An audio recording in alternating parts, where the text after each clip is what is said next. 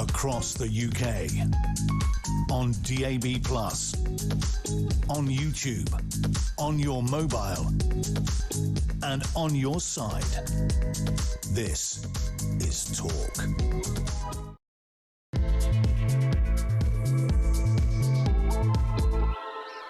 Very, very good morning to you. This is Talk, the home of common sense, with me, Julia Hartley-Brewer. It's fast approaching 3 minutes past 10, whether you're listening on DAB Plus Radio, on your smart speaker, watching on YouTube, or on your connected device. Thank you so much for your company. Coming up, we are going to be talking about Andy Burnham. He says he's pausing plans for the early release of criminals after the widow of PC Andrew Harper described the scheme as deplorable. Also, the Prime Minister has announced its third announcement at 6 a.m. in the row, a business rate cut, get it right, by 20% for pubs, clubs and live music venues. Also, we're going to be talking about getting more tax in the coffers, because an awful lot of more people are going to be drawn into paying basic rate tax and higher rate tax and indeed top rate tax, who perhaps didn't think they would be, thanks to those tax thresholds being frozen. Meanwhile, the super rich, as he describes himself, Gary Lineker, is among 120 millionaires in this country who've written to Andy Burnham pleading to pay more tax. I kid you not. I will be talking about all of that, and no doubt you'll be wanting to join in the chat. I would absolutely love to hear from you and all of the big topics we're talking about. I have a funny feeling you'll want to have a lot to say about this early release scheme that is being paused, isn't being paused, is being reviewed, or whatever, who knows. But I particularly want to hear from you about Gary Lineker and this 120 other British millionaires telling Andy Burnham they want to pay more tax on their wealth. What's your reaction to that? Give us a call, 0344 499 1000. Text us the word TALK in your message to 87222. Get in touch with us on X at Talk TV. Calls are charged at the national rate and text costs £1. Standard network rate message. But as always, you know the rules. You get to decide what you want to call in about. That's absolutely up to you rather than me. Delighted to say, though, what is up to me is who's in the studio with me on a Thursday morning. Delighted to say, as always, it's Philip Ingram, MBE, former Senior Military Intelligence Officer. Morning. Morning. Morning. Yeah. We're all very chirpy. It's a new dawn. We've got a new government, so we have to be chirpy. I am feeling the vibes. I'm in my funky yellow. No, it's yellow, my funky orange too, because because we're all feeling the vibes, right? Yeah, but you're on holiday last week, you're on holiday next week. That's why you're feeling the vibes. All right. Yeah, this is your last day before another holiday. There is that. I mean, certain people who used to work at the station are a bit upset about that, but apparently we're not allowed to take holidays anymore. But there we are. Anyway, it's nice that you notice when I'm away. Sorry, were you away? You didn't care. You don't care about me. Let's talk about Andy Burnham. Here's my message to people today, and I really think you should take this into account.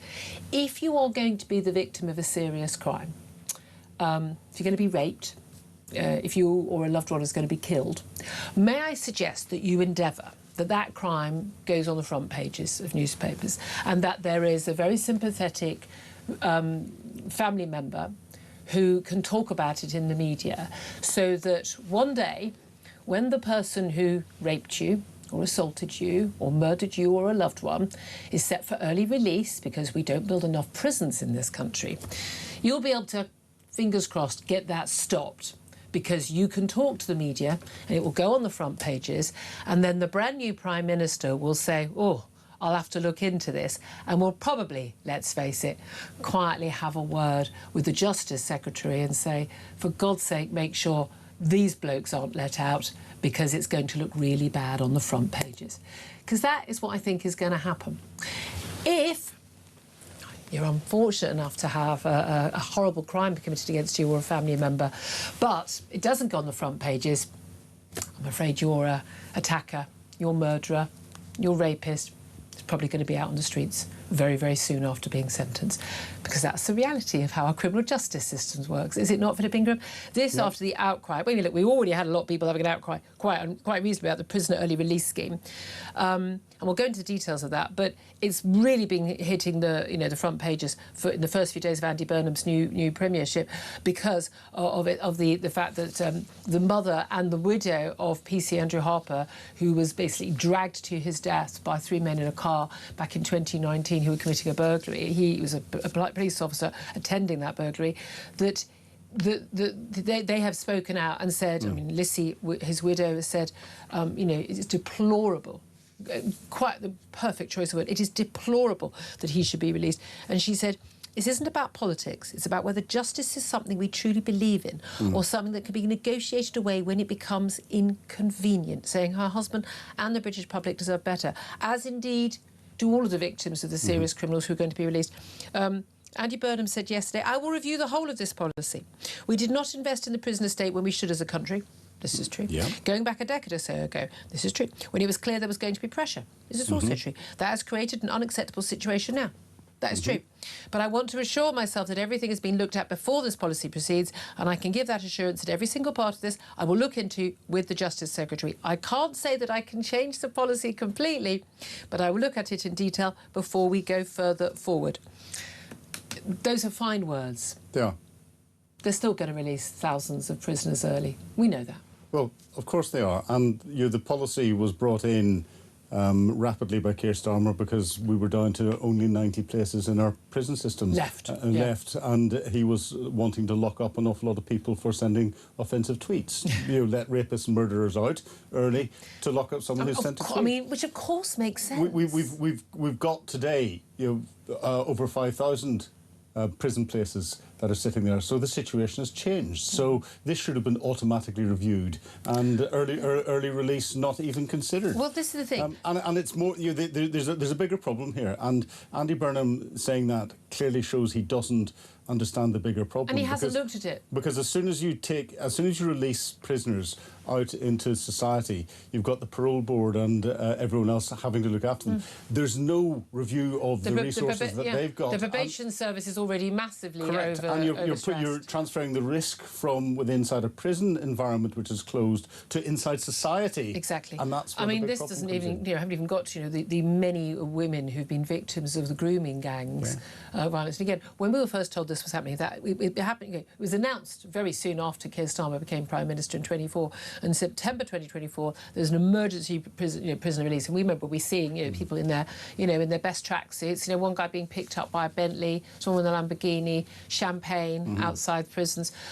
60,000 prisoners have got early release. And we were told these were not violent or sex offenders. Well, actually, a lot of domestic abusers were let out. A lot of very serious offenders were let out, and they were let out after serving just 40% of their sentence instead of half. Now, there's a new law that's come into place, the Sentencing Act of 2026, and that's what these releases are due for in the autumn. And basically, it replaces the automatic halfway through your sentence release for most prisoners. They're now going to be released after just a third of their sentence. I mean, why even bother? Why even bother? Bearing in mind, by the way, that you don't go to prison if you're sentenced to less than a year now. So, so those small sentences aren't even happening. But if you're a sex or violent offender, you currently have to serve 2/3 of your sentence. You're going to serve a half of your sentence. It all dependent on good behaviour and behind bars, etc., etc. But again, we are looking at... I mean, I'm sorry, this is such an insult. People are getting sentenced to prison sentences that are simply lies. And we're told they face strict restrictions when they come out. They don't. There are numerous cases where people have reoffended, numerous cases where people are simply... I mean, they're tagged. I think if they breach their orders, they're not returned to prison. Why not? Because they haven't got the spaces. I mean, it's just a load of nonsense. And Andy Burnham's language that he used here when he said he was going to review this, he talked about the main perpetrator, the driver of the car that killed PC Harper. Yeah. He did not... Henry Long, yeah. Yes, he did not specifically mention the other two. Yeah. And he was quite clear in his language to say... Yeah, Henry Long is not subject to this release order because he's got a different kind of sentence. Correct. But he said he was the one that he was going to ensure was not released. Yeah. He said nothing about the others. He's implied, therefore, that and that would be a parole board decision anyway. Exactly. Correct. Albert Bowers and Jesse Cole, they were jailed for 13 years in 2020 for a crime from 2019. 2020. And they could be out this autumn. Yeah. I mean, I'm sorry, it's an absolute joke. I'd like to point out that when Donald Trump got into office and they wanted to start deporting... Well, they were deporting illegal migrants. They had to build... some basic migrant facilities, basic secure facilities. They were able to build in Florida this very temporary migrant holding facility, an airport in Florida, in days. I think it was 8 days they built it in. I think in 2 months, with a bunch of porta cabins and some barbed wire and some fencing, we could probably build some pretty basic open prisons. We built a for people who, all these army barracks or whatever that aren't used, where people, for the people who are not dangerous offenders but are behind bars because prolific shoplifters, blah, blah, blah, blah. Not that anyone goes to prison for that anymore anyway. But there are plenty of people behind bars who haven't committed violent offences. You could free up those prison spaces where they need to be held in very, very secure conditions. And you could still have people behind bars. But I'm sorry, I don't think that someone being tagged is an appropriate response to someone dragging a police officer by his foot for a mile at over 40 miles per hour. He was flayed alive. And again, I know the details are gruesome. When they found his body, this was a 28-year-old guy. He got married a month earlier. It was the prime of his life. You know, I mean, he had so much ahead of him, doing a job for us, as a police officer. And his body, his uniform was ripped off. His skin was ripped off. His body was so disfigured by what happened to him. They didn't even realise he was human. They thought it was a deer carcass. Okay, you need to understand the full horror. This wasn't, oh my God, there's his foot. We're dragging this police officer. Oh my God, what do we do? And then realising and then stopping the car. They knew. They carried on. They've shown no remorse in court. I'm sorry, I don't want these people on the streets. Yeah, correct. Yeah, I don't think it's negotiable. It should be non-negotiable, and this is where Harper's Law came in after this. Which I don't agree with, actually. And that was to basically an automatic life sentence for killing an emergency worker. Yeah, well, I do agree, because the emergency workers put themselves in harm and therefore are under more danger whenever they're doing that, and therefore if those that are wanting to cause harm are more likely to cause harm to an emergency worker. You lock them away for life. That should happen. Although life doesn't mean life anyway. So look, let's talk. I mean, I'd love to hear your thoughts on that. Give us a call 0344 499 1000. Again, I think this is going to be an absolutely classic example of Andy Burnham, where he says the right thing, and you think he's a good guy, and he's probably had exactly the same reaction we have all had to it as well. But he just betrays the fact that he's not thought any of this through. If you were planning, apparently for the last year, to try to come back into office to become Prime Minister and take over from Keir Starmer, which Louise Haigh, his first Secretary of State and plotter, extraordinaire, she says they were doing. I'd like to think that you at some point might have looked into this story and what you might do about it, knowing it was coming down the line. Because if I knew about it, right, and most of our audience knows about it, I find it a bit weird that a man who was planning to be Prime Minister doesn't know about it. Well, and he can't just suddenly go, oh. What, hasn't it come up in Manchester at all? No early release from prisons in Manchester? No, really? Use the planning word. Andy, on his first day in, turned around and said, no, give me to the end of the year and I'll give you a plan. Yeah, so with no plan. Well, look, we've had 3 different announcements, though. We had VAT off our electricity bills, 45 quid a year saving. We have bus fares cut by a third to £2, back to, by the way, they were under the Tories, small point worth making. We have rough sleeping announcement, 340 million quid. None of these, by the way, have actually been properly costed. They are small fry in the big scheme of things. I think all of them to be welcomed. Today's announcement, the 6 a.m. announcement, is something he's talked about doing anyway. He's going to cut business rates for pubs and clubs and live music venues from April next year by 20%. By the way, it's fascinating. They were talking about immediate cuts. Like, again, saying the immediate cut to bus fares. It's all from, well, that's from January next year. This is from April next year. It's not that immediate, is it? I mean, we're only in July, for goodness sake.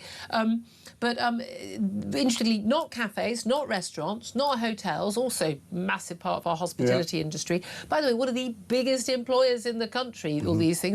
I'm all in favour of these things. This is an average saving of £1,100 a year for the average pub or venue. That's a good thing. However, their costs have gone up by far more than that. I mean, by far more than that. And what they really asked for is a VAT cut. That would make the big difference. They were uniquely badly hit by the pandemic and by the lockdown rules subsequently, and all the tier rules, and by people working from home and all of that. And they're a vital part of our economy, of our culture, of our tourism industry, of our communities. Yeah, of our communities, and everything else. And if we look at the 3 things, he's coming up with populist ideas that sound good until you start to drill into them. 45 quid off fuel, the average, that's VAT, but just as a 50 quid rise comes in, so we're still a fiver worse off. £2 bus fares. I'm sorry, he's the Prime Minister of the United Kingdom. He needs to start doing things to the United Kingdom instead of England only. That's England only. He's not in charge. Those are devolved powers. He is the Prime Minister of the United Kingdom. So what? He's not able to make that decision. But he's turned around, and every time he makes a statement, he turns around and says, this will help the whole of the country. It doesn't. It helps England only. And the majority of those that are living in small areas who rely on public transport are in Scotland, Wales, Northern Ireland. Well, then people need to talk to their local government about Well, yes, but he needs to actually then turn around and say he's going to instruct those local governments. I don't think he's able to do that, is he? Well, then he should be able to. Well, no, but it's a devolved power. You guys wanted to vote for devolution, then you get devolution. You can't moan about it now. But our Prime Minister needs to be Prime Minister of the United Kingdom and stop doing English-only related issues. But he can't do those things. But he's trying to make it sound as if he's looking after the whole country. I have to say, when someone says the whole of the country, I usually mean England. Yeah. There we are. You know, again, you can all vote for being devolved. That's fine. But you can't moan about it. But if the Welsh then turn around and say that they're going to start charging England £5 a litre for water that's coming from Wales, I think England would start to jump up and down. So we need to start thinking as a whole country. We're going to be at war now. Yes. I'd love that. I'd love that. Right. I mean, look, again, with all these things, they're small fry, they're not big picture, and we were talking about this last few days. They're populist and they're good. They're good, but not costed. If you can't cost a bus fare cut, right? If you can't cost VAT off electricity bills, how the hell are you costing building council houses, nuclear power stations, building more prisons, etc., etc.? Funding defence. However, some of the extra costs will be met by the fact that a million more workers are going to pay income tax this year. 500,000 more people are going to be dragged into paying basic rate of tax. Some of those will be pensioners. And basically, this is, we've talked a lot about this lately, the 12,500 personal allowance you get before you have to pay tax. So, I'm always fascinated, like with my daughter, when she gets a job, she doesn't have to pay tax on it, because, of course, she'll never earn the 12 grand in a year over the holidays. But, you basically, people on the lowest incomes, working part-time and things, are not paying that tax. But more and more people who are really, really struggling will be dragged into that tax. But so 500,000 more are going to pay basic rate of tax. But also, we are going to see more who are going to be dragged into the higher rates of tax as well. People, again, who are struggling to get by. However, there is good news, because the millionaires apparently want to pay more tax. Gary Lineker has joined with 120 other British millionaires telling the new Prime Minister they want to pay more tax on their wealth, describing themselves as a super rich. Now, I find this fascinating. Gary Lineker, estimated to be worth 30 million quid. I've got to be honest, maybe I've got different ideas of super rich. How many yachts have you got at 30 million, right? Because if I was going to call myself super rich, I'd want to have, a yacht in the Caribbean and a yacht in the Med. I don't have to have it sailing between. Yeah. I'd probably want about 6 homes. And private jet to get one. And a helicopter for those that are. Natch. I mean, again, you're different. I mean, I think, with all due respect, he's rich. Yeah, I mean, he's rich. With all due respect, Gary, you ain't super rich. I'm sorry, but let's get into the real world here. But he's basically, he said last night, paying your fair share is a basic British value, but so many ordinary people are already paying more than they can afford. It's true. Our richest people can do more, and most want to. Now, other signatories include the crime writer Val McDermid, the left-wing economist Gary Stevenson, the musician Brian Eno, and it's fascinating, this letter. It's as our country takes its step on a new road with you. This is to the Prime Minister. We hold on to hope and promise, not just for millionaires like us, but with hope in every heart for a better life for everyone. Yeah. So Gary's going, give me.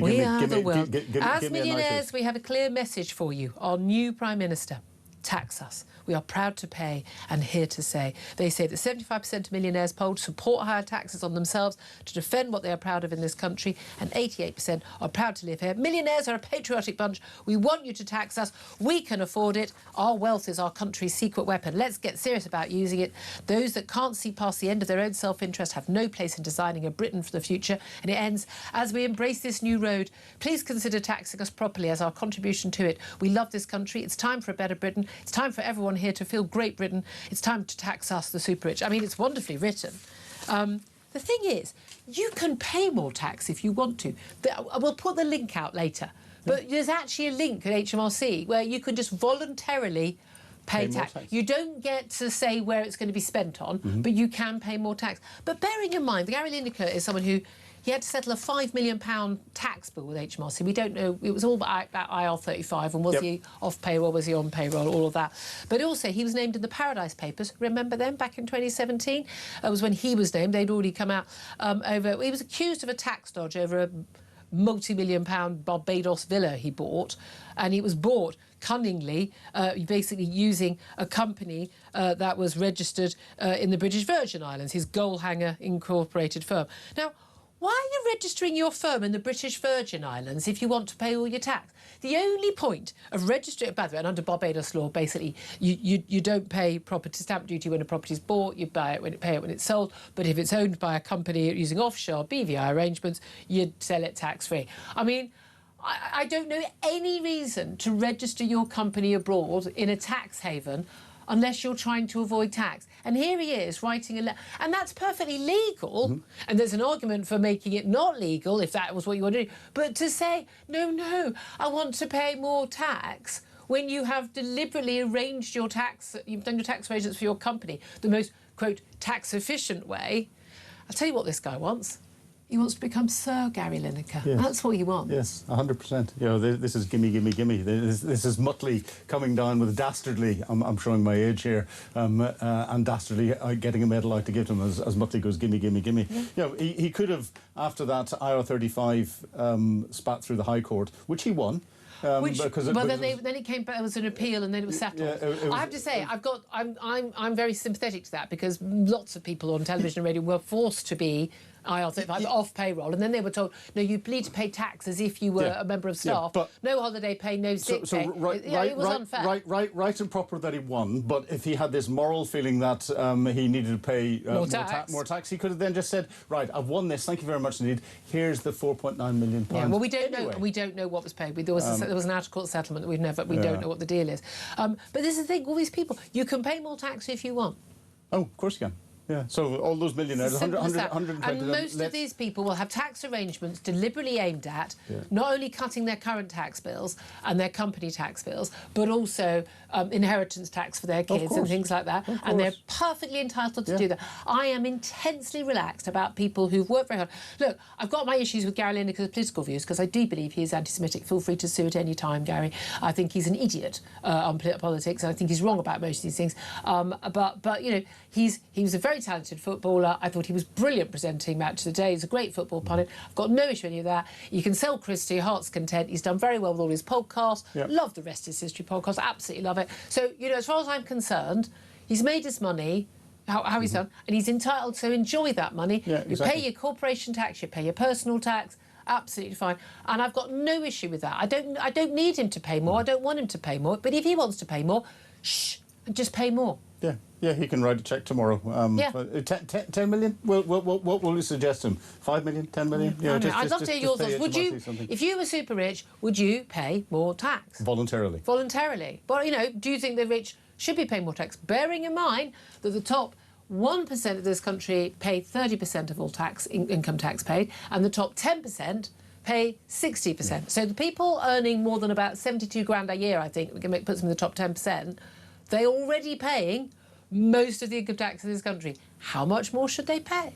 And Gary buys lots of stuff, so he's paying lots of VAT. He will employ staff almost certainly around his house, around his garden, to keep his cars going and everything. So he's supporting local businesses. Paul Mann for the villa in Barbados, they're benefiting. Well, exactly, but he's employing other people. So, you know, he is contributing more tax through generating employment and everything else. I just have a feeling that if someone works really hard and they do really well... They should be able to enjoy it. They should be able to... I just don't, you know... But again, if you want to pay more tax, you don't need to tell us all about it. You can just pay more tax. 10:26 is the time. I want to hear your thoughts on that. I want to hear your thoughts on early release scheme. I'll give your thoughts also on the pubs getting that tax giveaway. Realistically, is it going to be enough to save the huge number of pubs and clubs that are closing? I'd love to hear your thoughts. 0344 499 1000 is the number to get in touch. We'll take your calls up next. This is Talk.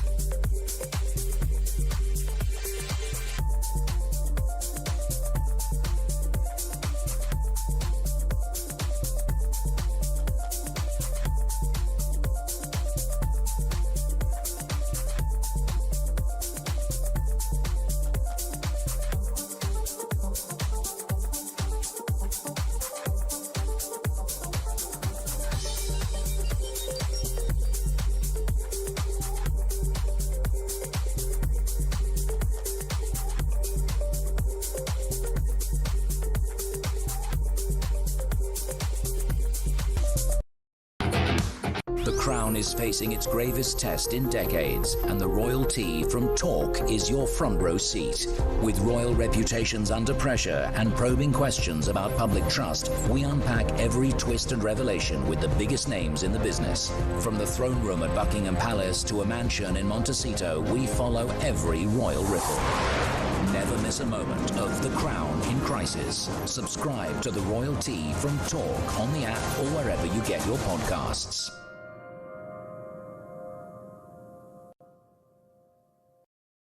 Across the UK, on DAB+, on YouTube, on your mobile, and on your side.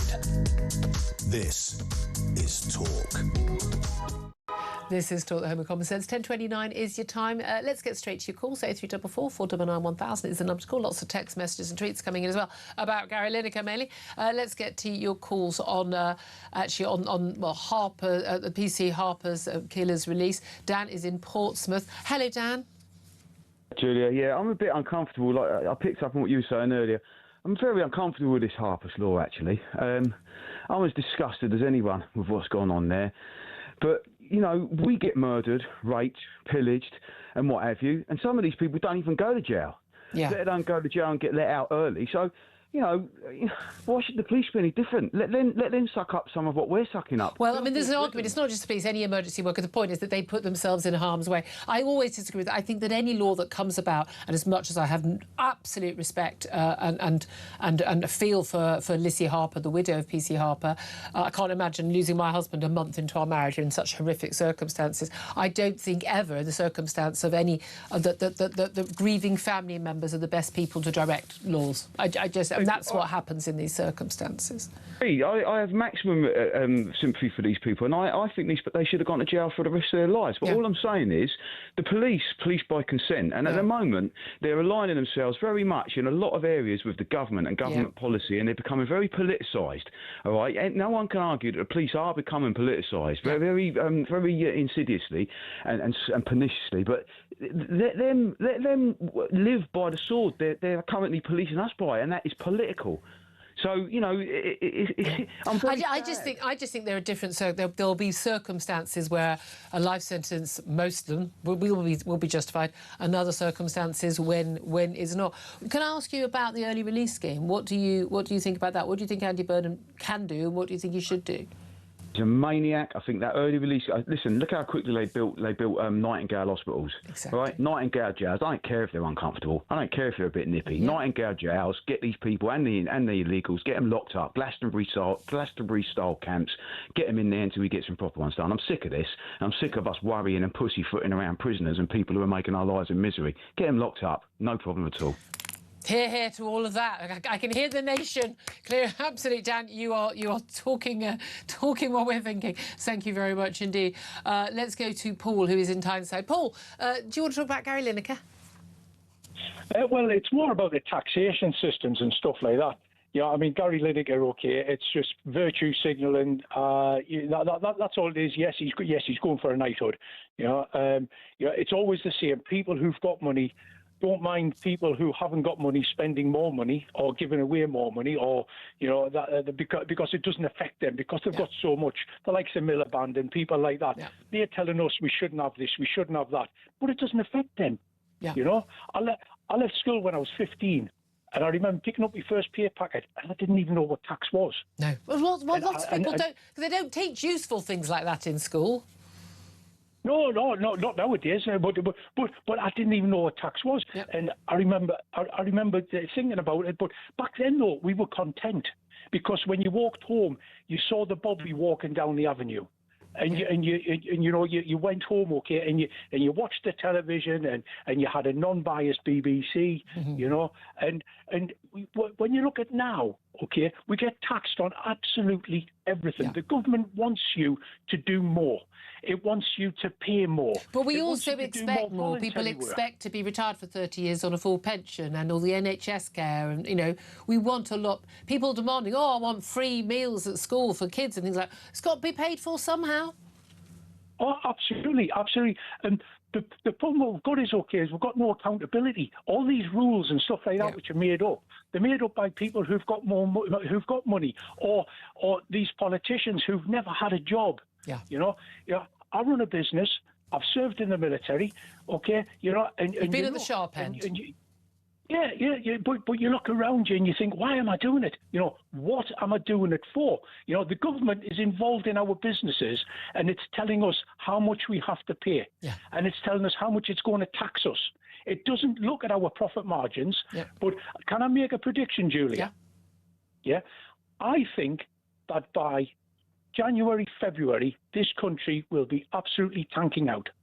We will be on rock bottom, because what the government hasn't realised is out there, small to medium businesses, what we do is we have like a little reserve. Normally in the bank, it'll be sitting there, your coffee shops and stuff like that. And during your quiet time, you're going to touch your reserve, and then you'll build it back up again when you're busy. Them reserves have gone. Yeah. Well, they went during lockdown, didn't they, for a lot of businesses? But yeah, that's it. All the energy bills, all of that, everything's just gone up and up. I fear, alas, that you are right. But we'll appreciate that call. Thank you very much. Get to come to your texts and tweets about Gary Lineker. Mike says it's gaslighting. They could all just easily do an HMRC donation. Mark says it's a virtue signalling exercise. They'll soon moan if he did tax them more. Richard said if it were ever to happen, his wealth would soon find itself relocating to Bermuda. What, from British Virgin Islands? Robert says, champagne socialist millionaire do-gooder, never had a proper job. Liam says, I would send them all the details of the HMRC direct payment facility and tell them to get on with it. They don't need to announce they want to pay more tax. They're perfectly able to contribute at any time. And Sean said, didn't Gary Lineker appeal to the courts that he was charged far too much tax back in 23? Wasn't too keen to pay extra then. Yeah, it's funny that, isn't it? Anyway, lots to talk about. Can't wait to get more of your messages on the board. Also, just to let you know, the Conservative leader, Kemi Badenoch, she's delivering a speech right now in central London. She has just attacked Andy Burnham's lack of ambition for Britain, saying the country's problems go beyond bus fares and VAT. She's certainly right about that, isn't she? Up next, we are going to talk about that prisoner release scheme and plenty more with Mike Neville, former Met Police DCI. This is Talk.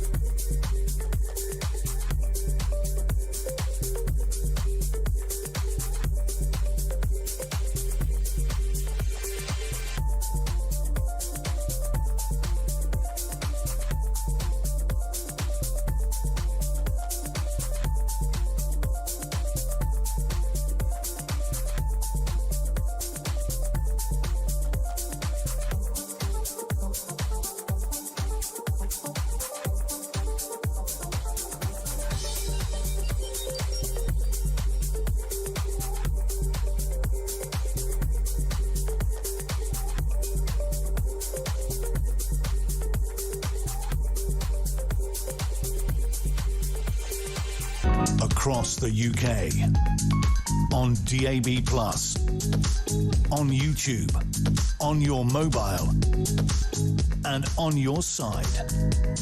This is Talk. A very good morning. Welcome back to the show. 10:37 is the time. I'm Julia Hartley-Brewer. Let's talk more about this early release scheme for prisoners, which could include two of the killers of PC Andrew Harper, with Mike Neville. He's former Metropolitan Police Detective Chief Inspector and joins us now. Good morning to you, Mike. Good morning, Julia. Thanks for joining us. I mean, I think everyone is horrified as everyone else about this early release scheme happened in 24. 60,000 prisoners have been released under the emergency measures. Under the Sentencing Act, we're now going to be seeing a heck of a lot more being released much earlier in their prison sentences. Andy Burnham has said he's going to review this. He said, I can't say I can change the policy completely, but I'll look at it in detail before we go further forward. And this only after publicity about the reaction of the family of Andrew Harper, his mother and his wife, saying just how awful it is that 2 of his 3 killers could be released early in this scheme, having served just a tiny fraction of their sentence. But realistically, is Andy Burnham going to change anything? I don't think so, no, Julie. I mean, first, I'd like to praise the work of Andrew Harper's wife and his mother, who really drawn attention to this. And it's really brought this scheme into the spotlight, which is, 60,000 criminals released. That the police, for all the criticism they sometimes get, there's a lot of hard-working officers out there trying to put people in jail who are robbing, burgling, thieving and all these things, and their life is made very, very difficult by people being released early. But also it must be so galling to have worked really hard to put someone behind bars who's committing a horrific crime and then to find them coming out of prison a few years later laughing. Absolutely. And the people who'll be rubbing their hands here are sort of these human rights lawyers, because if Burnham puts a freeze on this policy, there'll be villains in jail right now who are not released, they're released a week later than the Sentencing Act says they should be, and they'll be after compensation. So all that just to raise your blood pressure and the blood pressure of me and the viewers and listeners, Julia, will be end up paying money because of this. Because we haven't released someone. So somebody who was a regular offender. I mean, they'll be released. They were automatically released halfway through. They should now, under the Sentencing Act, be released a third of the way through. If they don't get released a third of the way through, or sex offenders releasing half the way through instead of 2/3 through, they could then get lawyers, probably paid for by us because they've got no income, so they'd get the legal aid, and then they could sue the government for I have the right to be out on the streets under the Sentencing Act. My head is going to explode. So just to make your day even more, but the wickedness of this, the crime of PC Andrew Harper. I mean, I actually bowed my head in front of the police memorial at the Thames Valley HQ in his memory. It's an absolutely disgusting crime. These men should be locked up forever. But it's just all the rest who've been released. Crime is forever on the increase. And it's on the increase because the prolific criminals, you've got to do lots and lots of crimes these days to go to jail. And then what happens? They get released early. But I think the government has no will to do this, in the sense they're very left-wing. They believe that, criminals are victims of society. They don't really like locking them up. The prison, the new minister in charge of this, Norris, was latterly in charge of the borders. And then we can see what a disaster that has been. So this just makes people and places really unsafe. And what we need, one of your callers has said about building camps and Nightingale prisons. I've said this before. If you put me in charge and give me a regiment of Royal Engineers, we could knock up some camps literally within a week. Barbed wire fence, some men with dogs walking around with it. It's not beyond the wit of man. And again, you wouldn't put the most dangerous prisoners in those. You'd keep them in the actual prisons. But this is the thing. It's the way governments just go, well, what can we do? And the reality is, if the Tories had stayed in power in 2024 autumn, they would also have done that early release. They failed to build more prisons. There was actually a move to put more people behind bars and for longer, and that, I think, was a good thing. People say, oh, we have one of the highest prison populations in the world, far higher than lots of countries in Europe. Like, yeah, we do, and we do. The reason we do is because we have more crimes. If you look, you're showing the gate of Brixton Prison. If you look in Brixton Prison, there'll be open spaces in Brixton Prison, which are surrounded by a wall. Put some porter cabins in there. This is not difficult. When I was a young soldier in Northern Ireland, I lived for a month in a porter cabin. It was good enough. It's all right for you. For me to live in there. Those army camps I stayed in, they were good enough for me. And what you've got, as I say, hard-working police officers out there trying to put them away to make their communities safer, and then you've got them being released. It's absolutely scandalous. ridiculous. And I just feel for those. You know, I was that young officer at that one time, working hard, and then the villains are laughing in their faces. Yeah. And it's But the thing is, what really galls me about this is, and this is a very, very deserving case for people to be talking about. I say my heart goes out to Andrew Harper's family, I mean, particularly his wife. I mean, to be widowed, something about that, I think, for all of us, just, you know, this beautiful photo of them getting married, and then a month later he dies this horrible, gruesome death because of these horrific young men. And yet, if it wasn't for the fact that it was a high-profile case, Andy Burnham wouldn't be talking about this. That's absolutely right. But sometimes we need these high-profile cases to push it ahead. I mean, PC Harper's wife and mother, they've already campaigned to get the law changed, as you've highlighted. So if somebody kills an emergency worker, they go to prison for life. And do you agree with that? Because I think I never agreed with that policy. I was thinking that actually there will be circumstances where that's not necessarily the appropriate punishment. To be honest, if you kill a police officer, a prison officer, then life imprisonment. And what does life imprisonment mean these days? 15 years? You know, let's look at the reality of this. But people have got to be aware. You know, villains are aware. You know, I remember, you know, you look at as far back as the Great Train Robbery, the villains there, they did not take weapons or guns because they knew if they shot somebody, they would go to prison for murder. And that would, well, they'd probably be hanged in 1963. So criminals do take these matters into account. You know, I've dealt with hundreds of criminals who used to give me information, and when you speak to them about their lifestyle and what they don't fear community punishments or tags. They fear going to prison and losing their freedom. Yeah, exactly. And this is the thing, is that when they come out, we're told, well, they're going to be very strict, you know, probation rules and tagging. Yeah, your laugh tells me everything. The reality is the probation officers are already massively overstretched. When you suddenly have thousands coming out in very quick succession, I'm sorry, there's no proper management, there's no proper help for these people, the ones who actually do want to go back on the straight and narrow, and there's no proper monitoring. Well, two things. So I was in charge of the Lambeth sex offender units, and I didn't have enough staff. So, you know, they were looking at visiting some of these sex offenders once a year. I also did some recent research into tags, and I found that only 25% of the breaches have any action taken. So that the action taken could be as little as, you know, don't do it again. Yeah. So what the public are led to believe is that somebody's released from prison, they get a tag put on their ankle, and if they go out between X and Y times or whatever the curfew says, then, you know, if they do that... Please try to keep your sex offending and thieving within daylight hours, gentlemen. But literally, it doesn't work like that. The police are already overstretched trying to catch robbers and burglars, not policing these tag things. They're bringing these tag things. They should have brought in an organisation which is responsible for monitoring the tags, but it's offloaded on the police again, and the police have got enough to do. Yeah, absolutely. It's just soul-destroying, isn't it? Can I also ask you about one other case? This is a Somali asylum seeker. He'd stopped taking his medication for whatever it was he needed it for. Why have we got him here if he needed medication for being mentally unwell? He stabbed a pensioner to death on Remembrance Sunday. This is Musi Ali, 61. He killed Hilkiah McLegan and wounded two others at East Street Market in Walworth in South London. It's back in November 2024. Ali...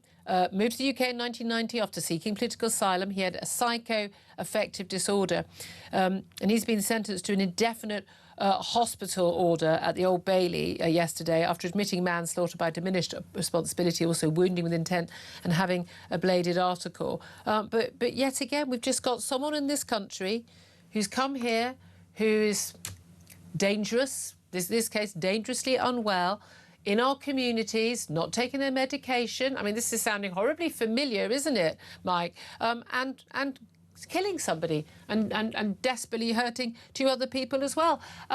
We keep having these cases. When is everyone going to wake up? Well, they won't wake up because they're obsessed. You know, you have an establishment who are obsessed with having a multicultural society, no matter what the cost of that is. And you can see that the Department of Justice are refusing to release the stats around foreign offenders and how much crime. Why would they be doing that, Julie? Because for decades now, they have been attempting to conceal the facts about crime. But it's not an issue. If it's not an issue, they wouldn't try and conceal it. And we know Denmark is one of the few countries in Europe that has released these. The Danish government does a lot of things to set great precedents, and it is the difference between different groups, whether it's first world country or, let's face it, third world basket case countries in Africa, Middle East and further. It is very, very, very clear that certain people from certain countries are a problem and others aren't. we need to start playing the odds a bit better. We need to start operating like nightclub bouncers in this country and going, nah, we've had trouble from your sort before, no thank you. And I'm sorry, it works in nightclubs. I think it would work on our borders. One of the greatest things that the psychologists say is stereotyping. Stereotyping saves your life, really. It's there for a reason. It's there for a reason, yet they've made it like almost a criminal offence. Why have they done that? Because they want you to defy the evidence of your own eyes. It's as bad as 1984. They've done it, they've preached this, they've brainwashed young children. Stereotyping is a bad thing. Yeah. And by the way, before the usual people step up, nothing to do with the colour of anyone's skin. Pigmentation in your skin does not define anything. The culture you come from, the country you come from, and the experience you've had in that country will actually have an impact on your behaviour. Any woman who looks at a tube train, they see a gang of youths in hoodies on one carriage, and then they see a gang of men in suits reading the Bible on the other carriage. Which one are you going to get into? No, the men in suits may be psychopaths, but there's a lot less chance of you being injured by them. Women play the odds every time they walk down the street at night. We know that. Mike Neville, thank you. Always a voice of reason. Former Met Police Detective, Chief Inspector, thank you. Quick word from Philip Ingram. Mike always talks common sense, and he's 100% right. Yes, it's that culture, and it's the fact that we are continuing to accept people who will not integrate into the culture in this country, or are mentally ill. I'm sorry, I don't see why he has to be our problem. And as I was going to go and say, if you look at a lot of other countries around the world, Australia, Canada, United States, and anything else, if there's something that is wrong with you, you're not given a visa to come in, or Australia is absolutely ruthless. Yeah, You've got a disabled child, you can't come into the country to live there. We should be doing the same. I'm sorry, we're too full. Yeah, absolutely. Thank you for that. 10:49 is snap. Up next, we're going to be talking about Burnham Onyx. Does it exist? Does it actually work? Burnham's plans to hand pubs a 20% tax break. Is it going to be enough? And Gary Lineker, he could maybe do it himself for all the pubs because he wants to pay more taxes. Apparently, one of the members of the super rich. We'll talk about all of that with Justin Urquhart-Stewart up next. This is Talk.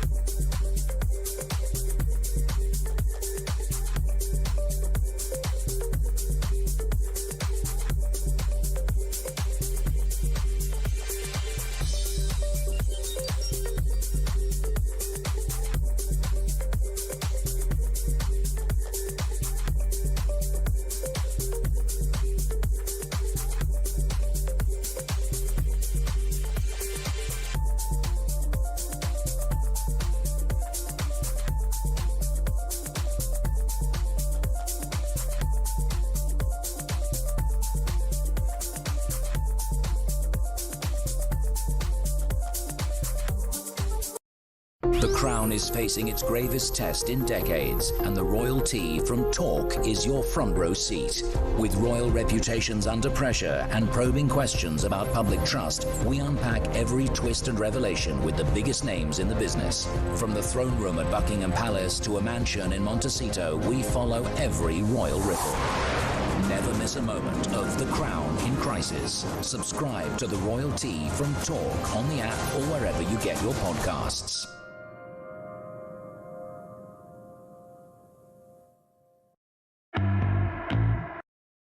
Across the UK, on DAB+, on YouTube, on your mobile, and on your side.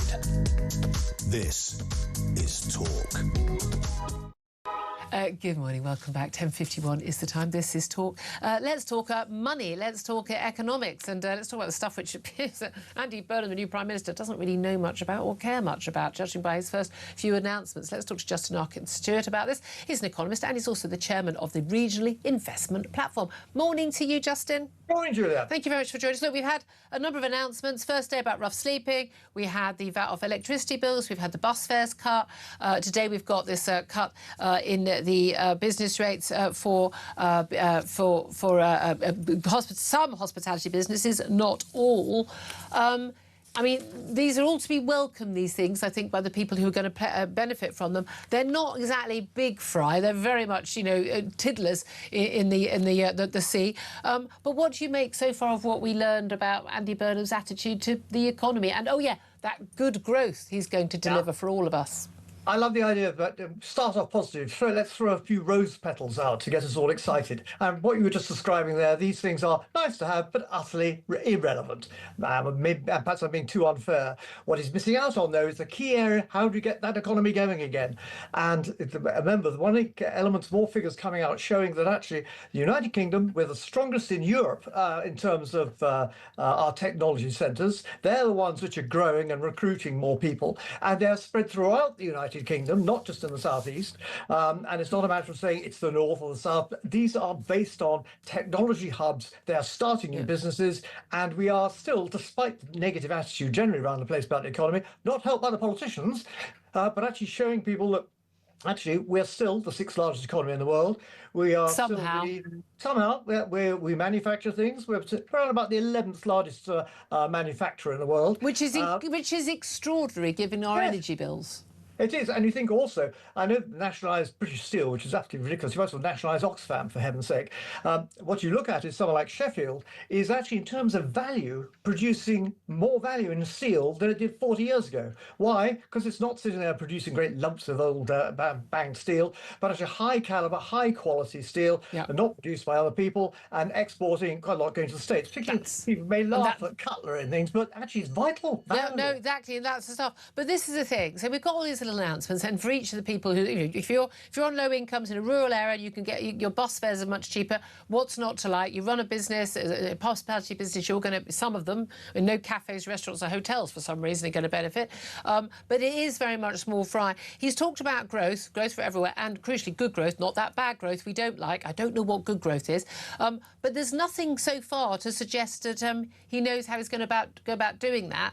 And we haven't heard anything about benefit cuts or how he's going to build all these council houses or all of the other things. But what would you do if you were in charge? And that would be a fun day before the markets went crazy. What would you do to basically deliver growth? Because fundamentally, we can't do anything unless we've got growth. Right. So the first thing you're doing is actually being able to have a taxation system which is actually going to provide support for new investment in companies.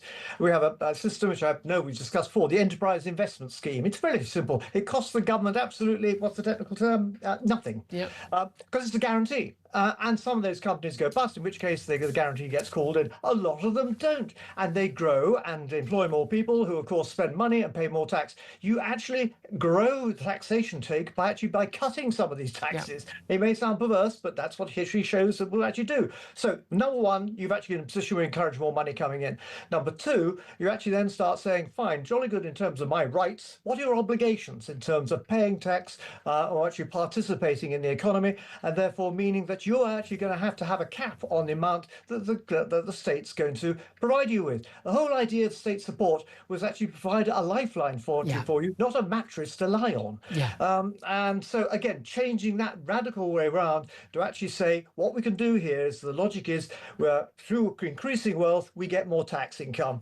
Creating tax income does not create wealth. It's the wrong way round. But there is a big argument, isn't it? And we've heard this from the likes of Gary Linekers and others. We need to pay more tax. The idea that people paying more tax will be better for the economy. Now, obviously, we need more money, but basically, most of the money we've got going in the coffers at the moment seems, as far as I can tell, go out on interest on our debt. Fundamentally, we need to cut spending on a lot of things which are non-productive, and like benefits, a lot of the benefit spending, and a lot of the general mad waste on civil servants who do sod all day. And you know who you are if you're watching or listening, and why you're watching and listening. You're supposed to be at work, but that's the reality. Come on, but also, we need more people being productive, as you said, to actually be paying tax, even if it's just basic rate. But they're basic rate taxpayers, not takers. Yeah, and this is one of the issues. A great difference between us and America, and I know it's something you've highlighted before. In America, if you're successful, people say, "Jolly good, well done, you." Here, it's an economy of envy. Yeah. These people have done well. Why haven't I got some of that money, please? Because you haven't worked for it or risked it.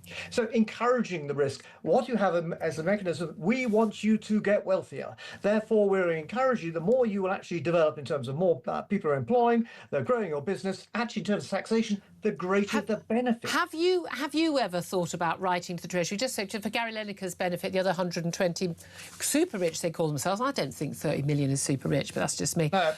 You can write an email to accounts receivable at hmtreasury.gov.uk. You give your name and your address, how much extra voluntary tax you want to pay, when you plan to pay it. You have to give at least 7 days' notice. You can't just do it tomorrow. A written acknowledgement to say to you understand you cannot request a refund at all once they get the money, and you have to confirm that they're not the proceeds of crime, money laundering or illegal activity. And then you can pay however much tax you want to pay. Have you ever thought of doing that, Justin? You strike me as a rich man. I don't know how much those red braces cost, but you strike me as a man who's been pretty successful in his life. Well, what you have to do is you have to get a bucket, stand outside the Bank of England and sort of shake the bucket every so often and say, "Oh, come, cash here, government debt, help me repay it, please." And this is a waste of time. What you mustn't do is give the government more money, because they don't spend it properly. What you need to do, understand the people who can actually invest and get the return. They are the ones that will probably need that. Now, I'm not saying you run charitable evaluations for people who set up businesses, but you make it easier for them to set up business, to have access to capital and cost effective. One of the biggest issues we've had, and I know we always got about the British steel industry, you'd be stark raving bonkers to set up a steel company in this country, because the basic cost of electricity is 20% higher than the people on the other side of that damp patch. And so we can actually then create something which has the opportunity of being profitable. At the moment, taking over taking over steel is you're just taking over a debt crisis and adding more to it. Forget it. Actually get them out the way, and let's do what we're actually rather good at: setting up businesses, growing more wealth, and being able to, therefore, as a result of that, get more taxation. And we are great at ideas. An awful lot of the greatest ideas have come out, World Wide Web and all that stuff have come out of Britain. We need to start monetising that and making it profitable here, and not them all sodding off to America to make their money. Justin Urquhart-Stewart, thank you very much indeed. I'll talk to Philip Ingram more about that coming up. Love to hear your thoughts on Gary Lineker wanting to pay more tax. I think someone just wants to get a knighthood, if you ask me. We'll talk more about that, and of course early release and plenty more as well, including an AI model that's gone rogue. This is Talk.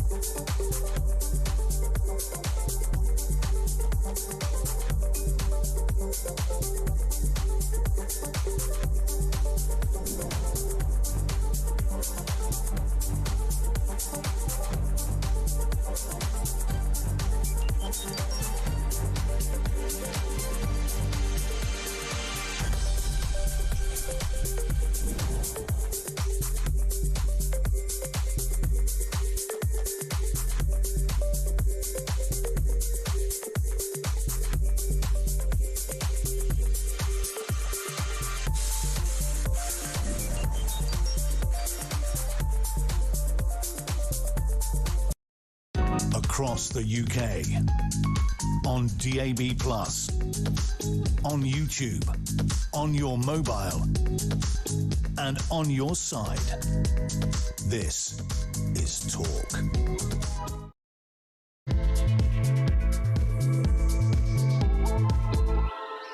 Good morning, welcome back to the show. This is Talk, the home of common sense, with me, Julia Hartley-Brewer. It's almost at 3 minutes past 11 o'clock if you're clock watching, and whether you're listening on DAB+ radio or your smart speaker, watching on YouTube or your connected device, thank you very much for joining us. I don't know why I do all the time checks. I think it's having done the breakfast show for so many years. Vivica Ingram is here, BA, of course, I have to mention that, former senior military intelligence officer. You know, I once went to a wedding where the wedding DJ, who was hilariously bad, in a really good way, and he was actually, you could tell he'd been on radio, because he was saying things like, it's 11:17 and we're going to play Sister Sledge. And you think, I'm on a wedding, why are you giving me a time check? It was absolutely glorious, and every time I give the time check, I think I'm just sounding like that DJ. Just sounding like that DJ. I really am. I really am. He did actually say, Can you spin the discs? we're going to play a track requested by the bride. I don't personally like this song, he said, but we're going to play it anyway. And I'm like, this man. I mean, my husband and I were actually wetching ourselves on the dance floor. He was so funny. I mean, it was just like having Alan Partridge DJ the wedding. I wish I could have still had his number. I could invite him along. We've now got Alan Partridge's PM. Oh no. Yep. Oh, now. Well, we're going to discuss Alan Partridge's PM, Andy Burnham. He says he's pausing plans for the early release of criminals after the widow of PC Andrew Harper described the scheme as deplorable. He's also announced today at 6 a.m, this is the 6 a.m. announcement we get, I wonder how many weeks we're going to get this for, a business rate cut by 20% for pubs, clubs and live music venues, but not for cafes, restaurants and hotels. No, sod you lot, you don't need the money.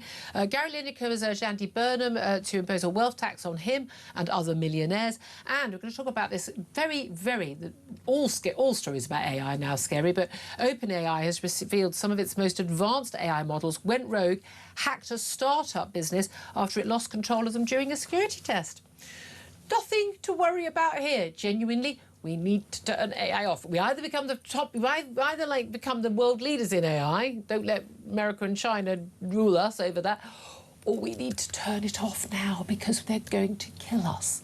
I genuinely am getting to that point in my belief. I don't think it's a conspiracy theory. This is going to be the end of humanity. Anyway, on that happy note, we're going to talk about that later. Philip Ingram, question we put into audience today, people calling in about the early release of prisoners, but it is about Gary Lineker and 120 other British millionaires. They've told Andy Burnham they want to pay more tax on their wealth. And I think there's a subsection of we'd also like our peerages, please, or our knighthoods. What is your reaction to that? Give us a call, 0344 499 1000. Text us on 87222. Get in touch on X at Talk TV. Calls are charged the national rate. And text costs £1. Standard network rate message. I mean, just before we went to the top of the hour, I did actually read out how Gary Lineker can, along with his other 120 millionaires, super rich they call themselves. Again, I just don't think with 30 million quid. I think your life is amazing at 30 million quid. I mean, you're not super rich. You're not Abramovich, are you? I mean, you're not Elon Musk. You're not. Yeah. I think super rich. You have to have $1 billion. Don't you think super rich is billion? Well, or at least 100 million? Yeah, at least 100 million. 100 million plus. You're nearly super rich. Either way, always looking out for a second husband. I've always said I'll let my husband with his 25-year-old, who presumably he'd be with if we broke up, on the yacht, or one of my yachts. Maybe he could borrow one of my spare yachts. Well, you could buy him a yacht. I could. Yeah, that'd be a generous divorce settlement. Yeah. I'm the 25-year-old. I'd never. You've met him. I'd never make him that happy by divorcing him. Keep him in his misery. No, Gary Lineker, my love, and I know you must watch the show, Gary. It's where you get all your sensible political views from. Not. If you want to make a voluntary donation towards general UK public expenditure, you can email your request. You can request to do this. Yeah. I'm sure there used to be a link, but you can email a request to accountsreceivable@hmtreasury.gov.uk. All you have to do is give your name, your address, promise that, confirm that it's legal money, confirm you understand you can't get a refund, when you want to pay, you can't do it, you have to give 7 days notice, and the value of what you want to give. I mean, you can do it any time. You don't have to shout about it in the papers, mate. But this letter is, it is glorious. It is absolutely glorious, this letter. Let me just read out some of the key bits, because these people are so unbelievably pompous. This is a letter. This is, Dear Prime Minister, as our country takes its first step on a new road with you, we hold on to hope and promise, not just for millionaires like us, but with hope in every heart for a better life for everyone. As millionaires, we have a clear message for you, our new Prime Minister: tax us. We are proud to pay and here to stay. I'd like to point out, if you're not watching, that Philip Ingram is now with his violin. 75% of millionaires polled support higher taxes on themselves to defend what they are proud of in this country, and 88% are proud to live here. Millionaires are a patriotic bunch. We love this country, want it to succeed. We want you to tax us. We can afford it. Our wealth is our country's secret weapon. Let's get serious about using it. Those that can't see past the end of their own self-interest have no place in designing a Britain for the future. This is the end, though. As we do have a sick bag ready. As we embrace this new road, please consider taxing us properly as our contribution to it. We love this country. It's time for a better Britain. It's time for everyone here to feel Great Britain. It's time to tax us, the super rich. I mean, you can pay more tax. You could just sharp about it and pay more. And if you want to do it so much, why are you bothered whether other super rich people are paying it or not? I mean, it's just an extraordinary thing. I mean, again, I think if you ask me, these people are just all after a knighthood. It's just, pontificating. Bearing in mind that Gary Lineker did have an HMRC dispute only a few years ago over IR35, this off-payroll working, which everyone who's been freelance will understand. I think, actually, on balance, I'm on his side on that one, as I am with most of the people who do it, because all of the work in TV and radio for many years was required to be off payroll like this, and then the taxman said, "Oh no, we want you to pay tax," as if you'd had paid holidays and sick leave and a pension entitlement and anything, which people didn't. So you weren't on. It was an outrageous demand from the government. But he also. The Paradise Papers, remember those leaked documents that revealed what was going on in all these in these banks in offshore banking in various Paradise Islands, revealed that Gary Lineker, his firm, is actually registered in the British Virgin Islands, the Goldhanger Inc. firm. Now, whether it is still, I do not know. But certainly in 2005, he bought a villa in Barbados via his firm. So it was a personal villa. It wasn't for his firm, was it? But if you buy it with the firm, you don't have to pay a big 2.5% duty at the end of when you sell it. I mean, I'm sorry, but if you want to pay more tax, pay it. And if you are making all your tax arrangements around avoiding tax for your business, which is where all your money is, you're talking absolute nonsense saying you can pay more tax. But given that what the top 1%, which you undoubtedly would be in, are paying 30% of all income tax, and if the top rate is 45%, and actually when you've got national insurance on a big whack of that as well, for a lot of people it's 50% who are top earners, and then the top 10%, so anyone earning about 72 grand a year more than that, and they. If you're in the southeast, I'm telling you, 72 grand does not go a long way for most family homes and like. You are part of the people who are paying 60% of all income tax. I'm of the view that people who are doing well in life, and I'm one of those people, should pay their taxes and shouldn't quibble about it. And I'm proud and happy to pay my taxes. I don't ever query it. I don't do any of the dodgy little, people aren't going to write us off. Very, very. Don't mess with the tax man. Just be straight and pay your taxes. You've done well in life, you pay your taxes. But I think that's enough. I think the rates of tax, they are enough. I think they're too high on an awful lot of people on very middle average incomes.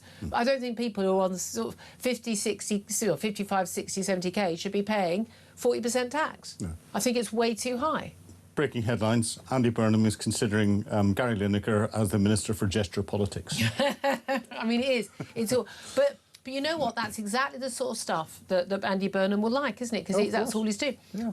I mean, what do you make of it? I mean, where he is, the VAT off electricity bills, the bus fare cut, the rough sleeping money, buying a load of properties again. We know that rough sleeping is not actually not having a home problem. They lose their homes as a result of their other problems. And now this cut for business rates, but only for pubs and music venues and nightclubs, not for many other hospitality venues. Yeah, it's good news, but again, it's gesture politics. It's populist politics. As is coming out, he hasn't worked out how it's going to be funded properly, even though he's got his ministers going around saying it is. It'd be so easy to do. And you heard my rant earlier about the buses and stuff. He needs to step up and start looking at things for the whole of the country instead of just parts of the country. And we're going to have a row about this again because unfortunately a lot of this stuff is devolved. No, health has devolved. transport's devolved, education's devolved. So you look at a lot of the ministers that he's got coming out with statements saying we're doing this for the whole of the country. He's not. He's doing it for England. Education is that's gesture politics for England only. But he's trying to paint it for the whole country. When the Scottish government talk about stuff, they'll say they're doing things for the whole of the country. They mean Scotland. Yes, but we do. It's not broadcast across the whole of the United Kingdom. Whenever Andy Burnham says something, or his education minister says something, or his health minister says something, they try and suggest it's for the whole of the country. Wes Streeting was only a minister. Wes Streeting was only a minister for England. He's now a minister for a department that looks after the whole of the United Kingdom. Unless you then become a veteran, where he doesn't care. He only cares about English veterans. Have you finished? No. Let's talk about the other, very, very big story today, and this is the prisoner release scheme, which has come to the fore. It's been talked about a lot in recent weeks because we know we're facing more prisoners being released under this new Sentencing Act. But Andy Burnham, the headlines today pretty much across the papers saying that prison bosses have been ordered to pause plans for the early release of inmates in September, after the widow of the police officer at PC Andrew Harper, who was killed in 2019 while responding to a crime. She described the scheme as deplorable. This is Lissy Harper, his widow. She said, we've reached a point where releasing prisoners early is even considered acceptable, is deplorable. And I think incredibly powerful. She says it's taken her years to rebuild her life that was torn apart in a matter of moments when her husband was killed. Now, once again, she says, politicians are making decisions from behind a desk that will have real and lasting consequences for victims' families like mine. She said what she's saying is not about politics, but about whether justice is something we truly believe in or something that can be negotiated away when it becomes inconvenient. She said her husband and the British public deserve better. I couldn't agree with every single word of that more. And yesterday, Burnham was out on a visit to Bath, where he was publicising that was the bus fare cut. He said, I will review the whole of this policy. He said, we did not invest in a prisoner state when we should as a country, going back a decade or so ago when it was clear there was going to be pressure. That has created an unacceptable situation now. But I want to assure myself that everything has been looked at before this policy proceeds, and I can give assurance that every single part of this, I will look into this with the Justice Secretary. I can't say that I can change the policy completely, but I will look at it in detail before we go further forward. He's not going to, pausing it's not even happening until September. It's going to happen. Loads of prisoners are going to be released. I bet they're going to try and make sure that the people who are high profile, whose names are known, were the victims of people who can be talked about in the media, that those people's attackers and killers and rapists, that they will be last on the list or not released. But as actually, I think it was Mike Neville, DCI, former DCI, was pointing out, they'll be able to then sue the government for not releasing them extraordinarily from their sentences early. And this is where, when Keir Starmer brought in this emergency legislation, because the prison estate was down to about 90 spare beds and he wanted to lock people up for tweeting, he didn't then bring into that, and this will be automatically reviewed, and once a prison state gets to spare capacity of XYZ, then as you were saying, there's some 5,000 spare places at the moment. 5,340 you shouldn't operate at 99% capacity. Yeah, absolutely. I can understand that. Well, by the way, our hospitals operate at 95%, and that's one of the reasons why we often have problems in our hospitals as well. We need to build more prisons. That is on the Tories for not building more prisons, despite deliberately having policies which we all agreed with to lock people up for longer for serious crimes. And again, there wasn't much money, and after the economic crash, and austerity and justice system was one of the ones that really took the hit, and we pay the penalty for that now. But as we were just saying earlier, it is absolutely not beyond the wit of man in the next 2 months to build. Get the military involved, get whoever you need involved. None of this nonsense like putting it out to tender and rubbish. No. Get people involved. You can literally turn a military camp, build the Nightingale prisons for the non-violent, non-scary offenders, and there are plenty of those behind bars. Get those into those camps, unable to be free, but don't release them onto the streets. And this is what's amazing under the Sentencing Act. So this replaces the automatic halfway release, which is bad enough for good behaviour. Good behaviour, you should get out, maybe a year off, or 5-10% off max. But again, or put time on for bad behaviour would seem to me to be a more obvious solution. But I think that every single sentence given in our courts is a lie. It's dishonest. It's got to stop. But most people under this scheme, basically, instead of being released halfway through, you're going to be released after a third of their sentence. So when we had those early releases back in September 2024, we had these guys with the Bentleys picking them up and the champagne in their best tracksuits. They were being released under emergency measures after just 40% of their sentence. So this is going to be people being released after a third of their sentence, except sex offenders and violent offenders, they will have to serve half of their sentence. They currently serve 2/3, and again, all relying on good behaviour. And this is the basis under which Albert Bowers and Jesse Cole, who were jailed for 13 years in 2020 for PC Harper's killing, they are going to be eligible. The man who was driving the vehicle that dragged him to his death, Henry Long, he's jailed for long. He's not eligible for this. But we knew that already. He would have to face a parole board. But these sentences weren't long enough in the first place. Dragging a man for a mile at 40 miles per hour, him being flayed alive, dragged his corpse unrecognisable as even a human corpse by the end, that I don't think warrants 13 years behind bars. I think it warrants more. These people killed a police officer who was, kept coming to, investigate a burglary that they were committing of quad bikes. It wasn't enough in the first place. Letting them out 2/3 through would be outrageous. Letting them out, just halfway through a sentence, and all these other people let out a third way through their sentence. When we know that the probation system can't cope, we know that, OK, they're going to be tagged, but most breaches of tags are not actually dealt with by anything at all, let alone even a slap on the hand. People are not going to be returned to prison because there won't be any spaces. And I don't understand the whole idea that, but we've got nowhere to put prisoners, so let's let out a load of rapists and killers early. This does not make sense to anyone who's got half a brain. Our whole criminal justice system is broken. It's not creaking, it's broken. And what this is doing is it's transferring the risk from inside a semi-controlled environment, which our prisons are. They should be controlled environments, but they're semi-controlled, out into society where there's even less control, with a probation service that is completely and utterly broken and does not have the capacity for this. This is one of the craziest ideas ever. It really is insane. And again, as I was pointing out in the last hour, Donald Trump managed to build some temporary prison accommodation for deportees, illegal migrants being deported. They deported, I think it was in 8 days. In July last year. I'm just saying, I think it's possible. We've got spare hotel places to put them in because the migrants are being put into old army camps now. So I tell you what, judging by my local hotel that's been turned into an asylum centre, you can't get in there. They can come out, but you can't get in. Yeah. Can I come in and have a chat?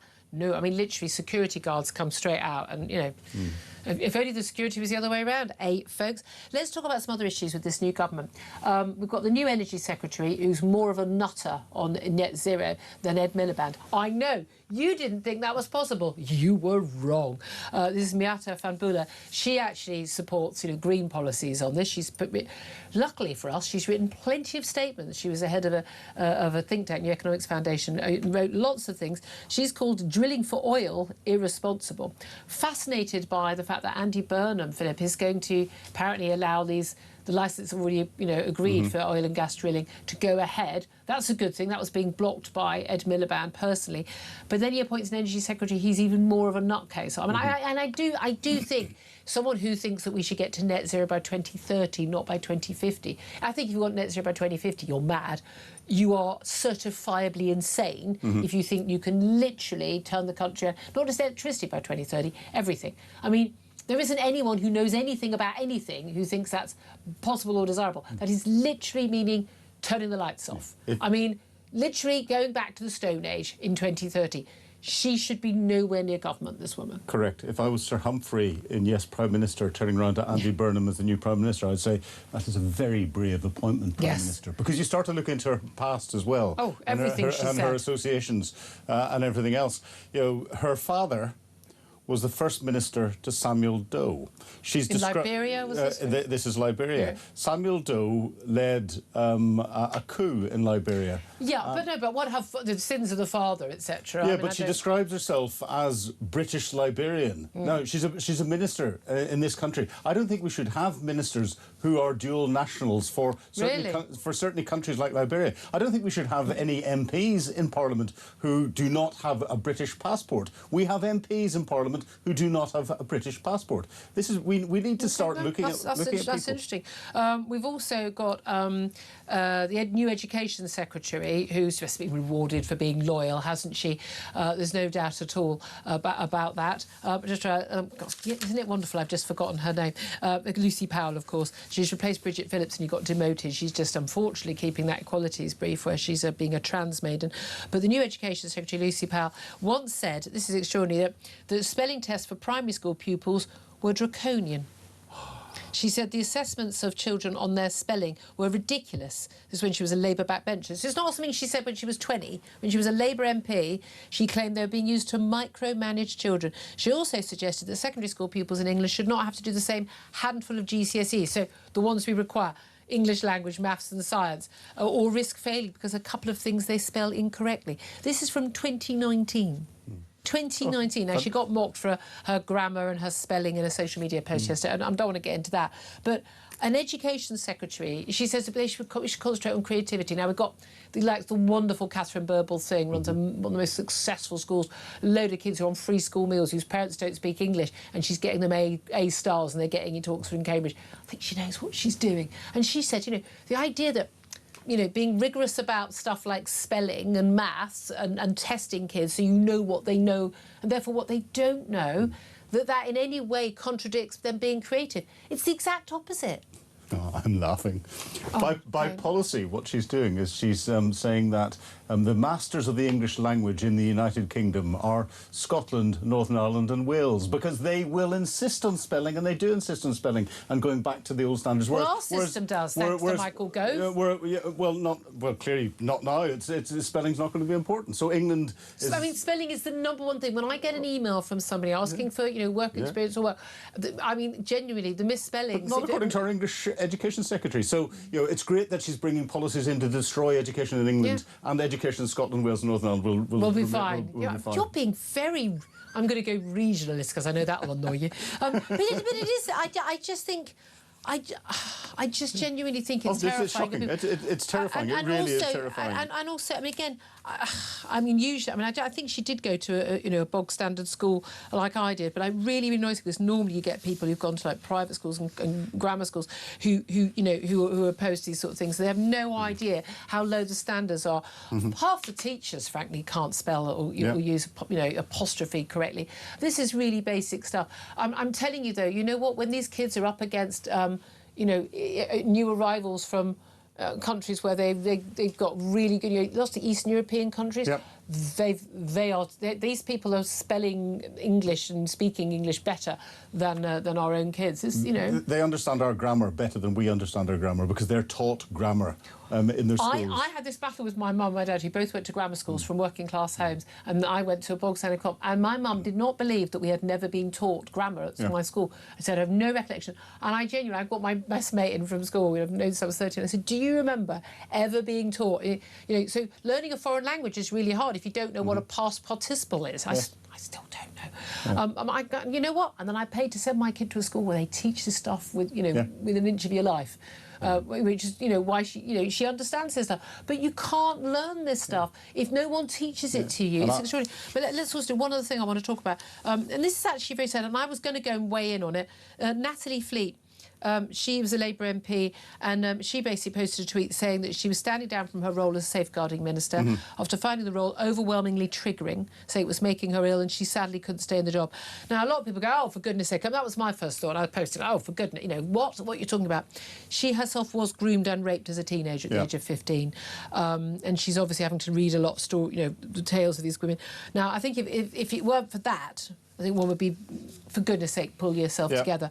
But actually, I quite admire somebody saying, do you know what, I need to put my mental health first. I'm not going to be able to help these women, these victims, because I'm not going to be able to do it. But very, very sad story. But again, trying not to focus on, in fact, she doesn't mention her own past when she writes this post, which a lot of people therefore, I had to look it up to know it.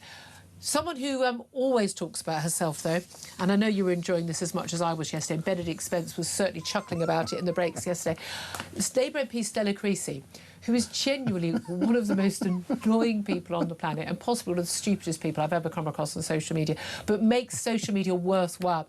She yesterday had an absolute meltdown on X, and if you've not seen it, annoyingly she's deleted, and this tells you everything about it. She's now deleted the original. She posts a video. There's plenty of copies around. I mean, genuinely, she posts a video about how she's in Walthamstow, where she's an MP, and she spotted a parrot. She says, "Have you lost a parrot in Walthamstow? Please share. Has anyone lost a parrot? There's one in Lloyd Park right now. Please share to help reunite with its owner." It's a little video.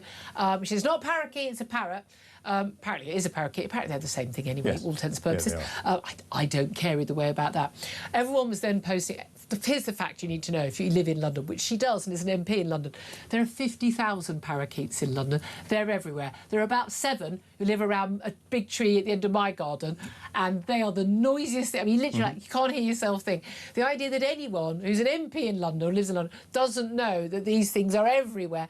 They're not lost pets. God knows they breed like God knows what, and they're a totally invasive species, and they've taken over the whole of London. Everyone was taking the mick, posting pictures of foxes saying, "Oh, someone's lost their dog, can you help reunite?"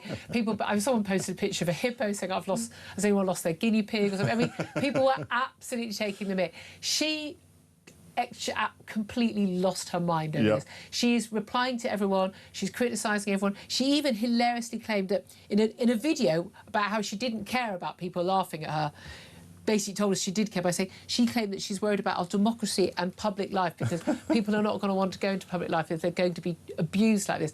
Now, people weren't posting there were some people who post abuse. They are horrible people. Yeah. I get plenty of it.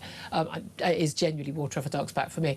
She, though, was obviously on a day when she was either supposed to be working or was with her kids, as she's either way, love, look after your kids or work, one of the two. Don't bring your baby into the Parliament. You're on 99k. You can afford childcare, sweetheart. Mm-hmm. Everyone else manages it. I mean, she's basically spending the entire day answering messages, including from me. I said, "This is a ridiculous woman." Apparently, she didn't like that. I actually messaged her about 10:30. I'm lying in bed. She went, "Go to bed. You're just embarrassing yourself now." Genuinely, the most hilarious set of tweets. But it was the video that she put together to try and then berate everyone and all the rest of it. For us laughing at her. There's an old saying, once you've dug yourself in the hole, don't keep digging. You can't dig yourself out of the hole. She should have turned around and gone, "Oh, OK, all right, I'm an idiot. I got it wrong. I'm an idiot. I've made you laugh. At least I've contributed to society by making people smile today." And here's an animal charity you can donate. You can donate to if you've had fun. No, and everyone would have laughed at that. No, she's the victim. Brilliant. She's made it about her. It's like she doesn't even care about that pet parrot anymore. It was hilarious. It genuinely. Oh no! Has someone seen my parrot? Properly, you're a ridiculous woman. You really are. What can I say? 11:29 time. We're going to get to your calls up next. Give us a call. 0344 499 1000. Stella Creasy, feel free to call in because you've clearly got nothing else better to do, have you? I want to hear from you though. Whatever you want to talk about. But it's Gary Lineker wanted to pay more tax, which you can easily do and not tell us about it. Why you think he's doing this? Is he just a wonderful man? Is Andy Burnham really going to stop those at prisoner early release schemes? I don't think it. And you think it's going to be stopped there? What do you make of those cuts to business rates by 20% for pubs, clubs and live music venues from next April? Is that really enough, given that their costs have gone up and their business rates by about 130% in the last year? This is Talk.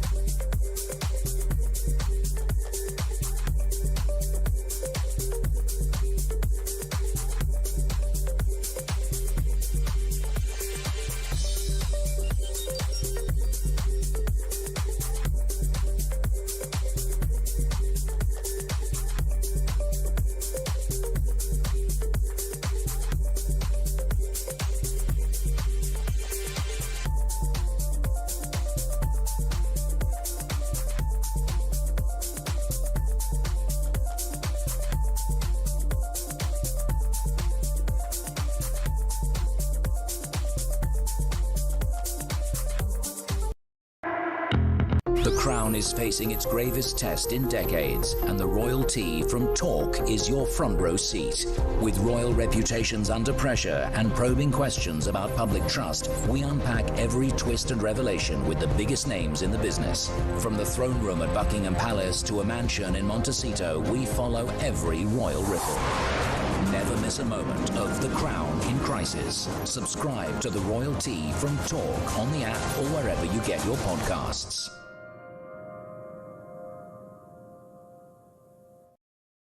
Across the UK, on DAB+, on YouTube, on your mobile, and on your side.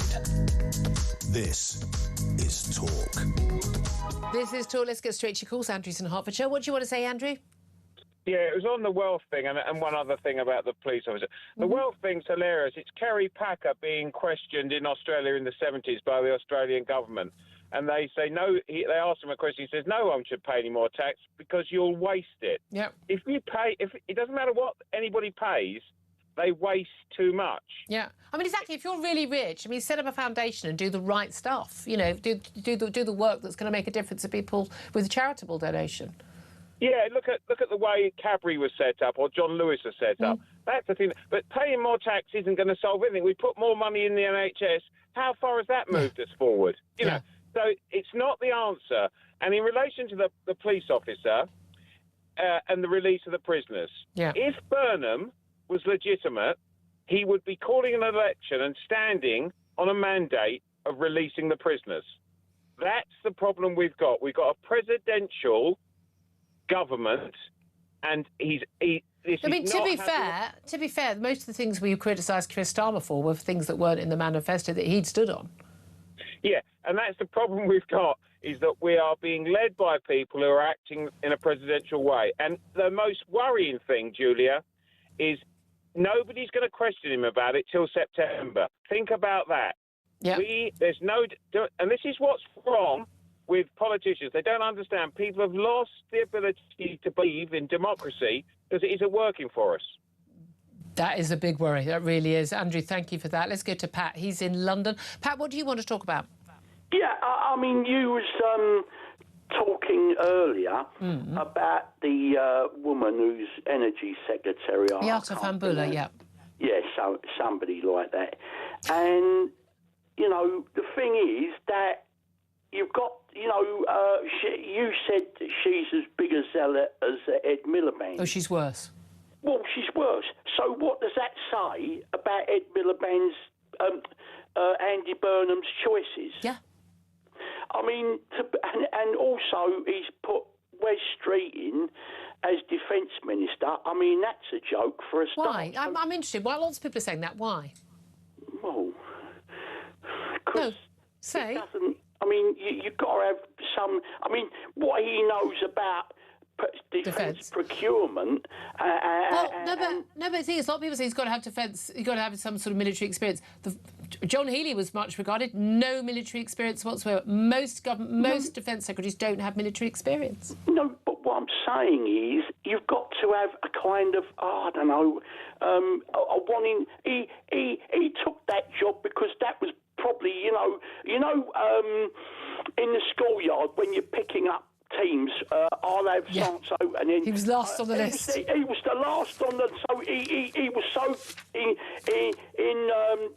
into wanting to have a government position still that he took it. But I don't think he's got any further for the job. Or any particular interest. No, that may well be the case. I agree with you on that side. Pat, thank you for that. 11:35 is the time. We're going to take a quick break. Up next, we're going to be talking to Green Party activist Dr. Ashok Kumar. What does he make of what Burnham's been doing the first few days of his policy and indeed his cabinet? This is Talk.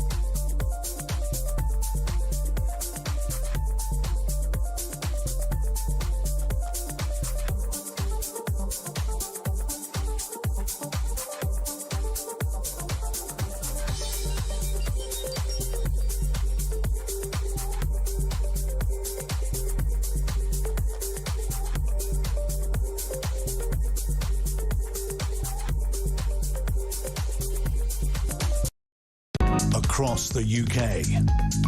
On DAB+, on YouTube, on your mobile, and on your side. This is Talk. Good morning, welcome back. This is Talk. I'm Julia Hartley-Brewer. Let's get straight to my next guest. Dr. Ashok Kumar is a Green Party activist and Associate Professor at Birkbeck University. Morning to you, Ashok. Morning, Julia. Thank you for joining us. Now, of course, you are a Green Party activist, but I'd love to know, what do you make of Andy Burnham's first few days in power? And there's a few announcements he's been making about, the VAT off elect bills and bus fare cuts and for rough money for rough sleeping. And today's announcement, 20% business rates cut for some of our hospitality outlets. Yeah, I think it's in the right direction, but I just don't think it's enough. It's too small fry. I mean, I think, the VAT cut with energy bills is, there's different estimates, but less than £1 per person per day is just not sufficient in addressing the cost of living. Now, of course, he has more proposals. The Green Party, and I think the economically sound position is that we need to do more structural changes. The cost of living crisis is so deep and so structural in Britain, there's 25%, 1 in 4 people have less than total £100 in their pocket or in assets. You have, 15 million people living in poverty. Those issues are structural, and they've been developing over the last 40, 50 years through the Uni Party. I think Reform has that right. There is basically a conflagration of the Labour and Conservative Party that act basically in the same kinds of ways. And so I think those changes require things like renationalization, rent controls, these structural changes, not just tinkering on the side and putting a little bit more money here or putting a little bit more money there, but fundamentally transforming the power relations and the economic relations in Britain.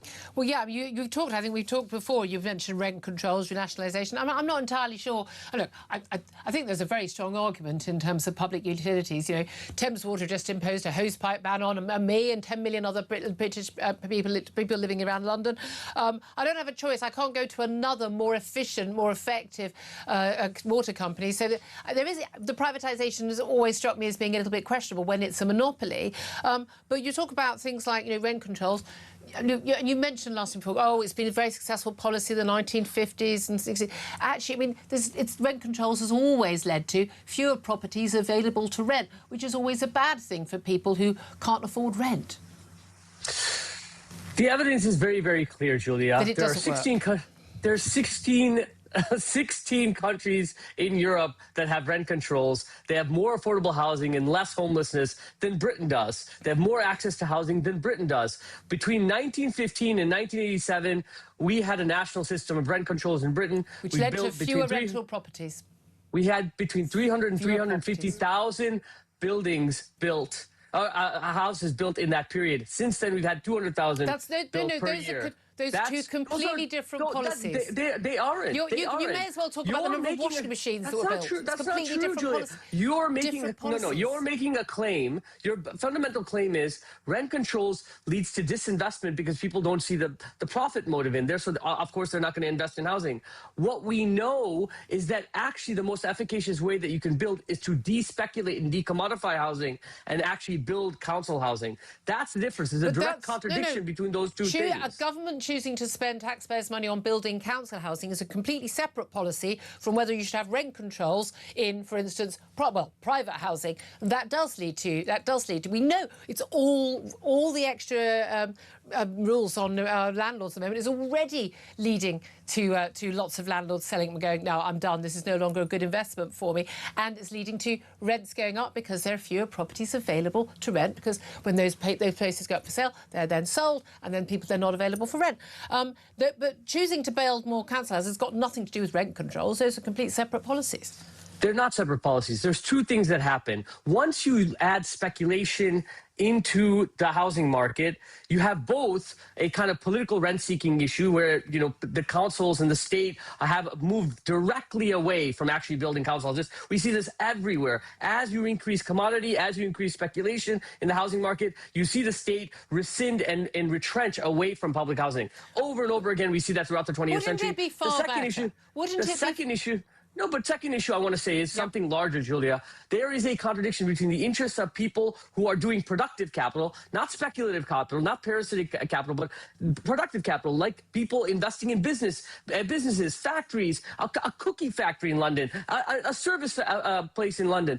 The reason why they can't, the reason why we're seeing disinvestment is because people are spending 40 and 50% of their wages on rents. Yes. That means the cost of labor goes up. That means if I'm a capitalist wanting to invest in London, it makes it more expensive. Ashok, I couldn't agree with you more. That's more. why we need rent controls. The policy of this show is build more houses. They don't necessarily have to be council houses. Allowing more building, Greenbelt and everywhere else would be a good thing for this country. I also think it might be an idea not to import 10 million more people over a 20-year period to need more housing. But there we are. I'm sure we differ on that. Let me ask you, Gary Lineker and 120 millionaires have said they call themselves the super rich. I don't know whether 30 million counts as super rich or not, but they're saying they want to pay more tax, which of course they can easily do. They just have to email the Treasury and say, I'd like to volunteer this extra donation. Do you think we need to tax the rich more? Yeah, I think clearly we do. And I think there's ways in which you can do it that don't lead to the things that people say, which is like forms of capital flight. Individuals, the evidence shows that it doesn't lead to capital flight. We have a situation where 50 families own more than 50% of the wealth in this country while poverty is increasing, disparities increasing. And there's some simple ways you can do that. You can tax assets. You can tax the financial services sector. If they want to operate in this country, they need to pay their fair share. And we can equalize capital gains with income tax. Most economists and most experts and most wealthy people agree it is absurd that if you earn an income, you're paying higher taxes than capital gains. Who aren't earning income, they're making money off their assets. Except if someone chooses not to just spend that money. Yes, I was going to go and buy a Lamborghini with my millions, but they choose to invest it and then they make money on money that they've already been taxed at a high rate on if they're that rich. Why is it fair to tax that money at the same rate again? That's their argument, isn't it?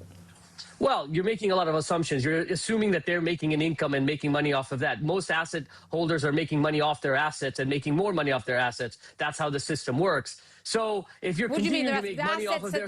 But assets that they've purchased with taxed income. Yeah, but that's not an income, right? So if I inherited a bunch of money and then it's tied up into assets and I'm accruing capital gains off that income, yes, it's inherited, but you're assuming that they have somehow paid taxes already on that income. So if I'm investing in buildings and using the leverage off of those to buy more and more assets and making a certain amount of money by doing no labor, earning money off of other people's labor, surely they should be paying. Is your proposal that there should be no capital gains tax by that logic? No, no, but it's at a lower rate than income tax for a reason. Do you think? Well, what's the reason? What's the reason it's at a lower rate? I just explained that because it's already out of taxed income, isn't it? Because we tax people to their income, and then capital gains is tax on capital gains, which is a different thing. We don't. Look, the Green Party is very clear. If you're earning a wage, if you're earning an income, you shouldn't be paying more taxes than the people just profiting off of assets. Okay, and again, it's this idea of the rich people, they're just not really working. I've met quite a lot of very rich people in my time, and I would say 99% of them, incredibly brilliant, worked ridiculously hard work, took a lot of risk, like remortgaging the home and things like that, didn't pay themselves for years, literally lived in their car even. And I'd say I'm not one of those super rich. I'm intensely relaxed about those people being super rich and enjoying the fruits of their labour. If they're doing it from creating a product or a service or something, doing work or building things that people want to buy. Well, I don't know why. I don't understand this politics of envy. If it was so easy to be super rich, we'd all be super rich. But Julia, it's not a politics of envy. There is a direct link between the fact that there is a small number of people that have accumulated an enormous amount of money in this country and the vast majority of people losing money in real terms. We know that's bad running of the economy. Someone being super rich doesn't make anyone else living on a council estate in Liverpool poorer. But that's not true. So what we know is over the last 50 years, real wages have fallen. We have parts of this country where infant mortality rates have gone up. The only country in the G20 where that's happened. That's because we have an NHS system. We have a So we have a that's system. That's nothing to do with someone being rich. That's not true. The reason why large property holding capitalists in this country have accumulated an enormous amount of money is the same reason why we have an unregulated housing market where people are paying 40 and 50% of their income. We have a massively over-regulated housing market, which stops people building houses where people want to. If it was unregulated, 50%. If it was unregulated, we would have enough houses for everybody, and we wouldn't have sky-high housing prices. But I've just pointed out when it was regulated for 53 years, and when there was a shortage of rental properties, we built 300 to 350,000 a year. Once it was deregulated, two separate policies. One led to the other. No, one led to the other. It's a direct link. If they're council properties, they're by definition under rent control because we're subsidising that rent. Of course. What I'm saying is the amount of housing total that we built dramatically shifted from 1986 to 1988 when we deregulated the housing market. Yeah. There's a reason for that. And we sold off council houses, which I don't agree with. But that's also don't agree with people being allowed to stay in a council house for life when they don't need it or either. Can I ask you one other question? Because I've got another guest to get to just quickly. Do you think that the appointment, given that you're a Green Party activist, do you think that the appointment of Miata Fahnbulleh as the new Energy Secretary, someone who on paper has written very, very extensively on this issue, on net zero, far more of a net zero enthusiast, I would say, zealot, than even Ed Miliband. Is she a good appointment? Well, let's see. I mean, she's consistently voted every single controversial motion, every single resolution, she voted with Starmer. So she hasn't broken ranks at all. Yeah, in her previous role in a think tank, she wrote some papers. That's very different from being in the position of power and authority in the halls of power. So let's see You've what she does. given me hope. Ashok Kumar, we have to leave it there. Thank you, as always, for joining us. 11:49 is the time. Going to take a quick break. Then we're talking about AI going rogue and just how scared should we be. This is Talk.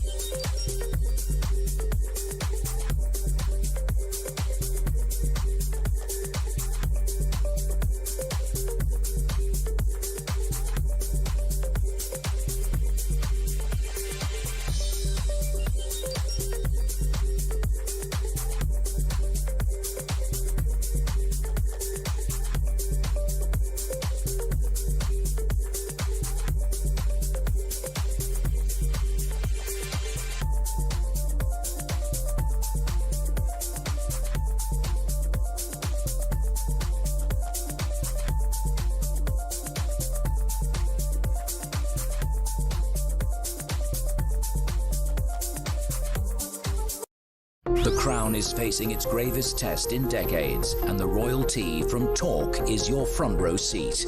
With royal reputations under pressure and probing questions about public trust, we unpack every twist and revelation with the biggest names in the business. From the throne room at Buckingham Palace to a mansion in Montecito, we follow every royal ripple.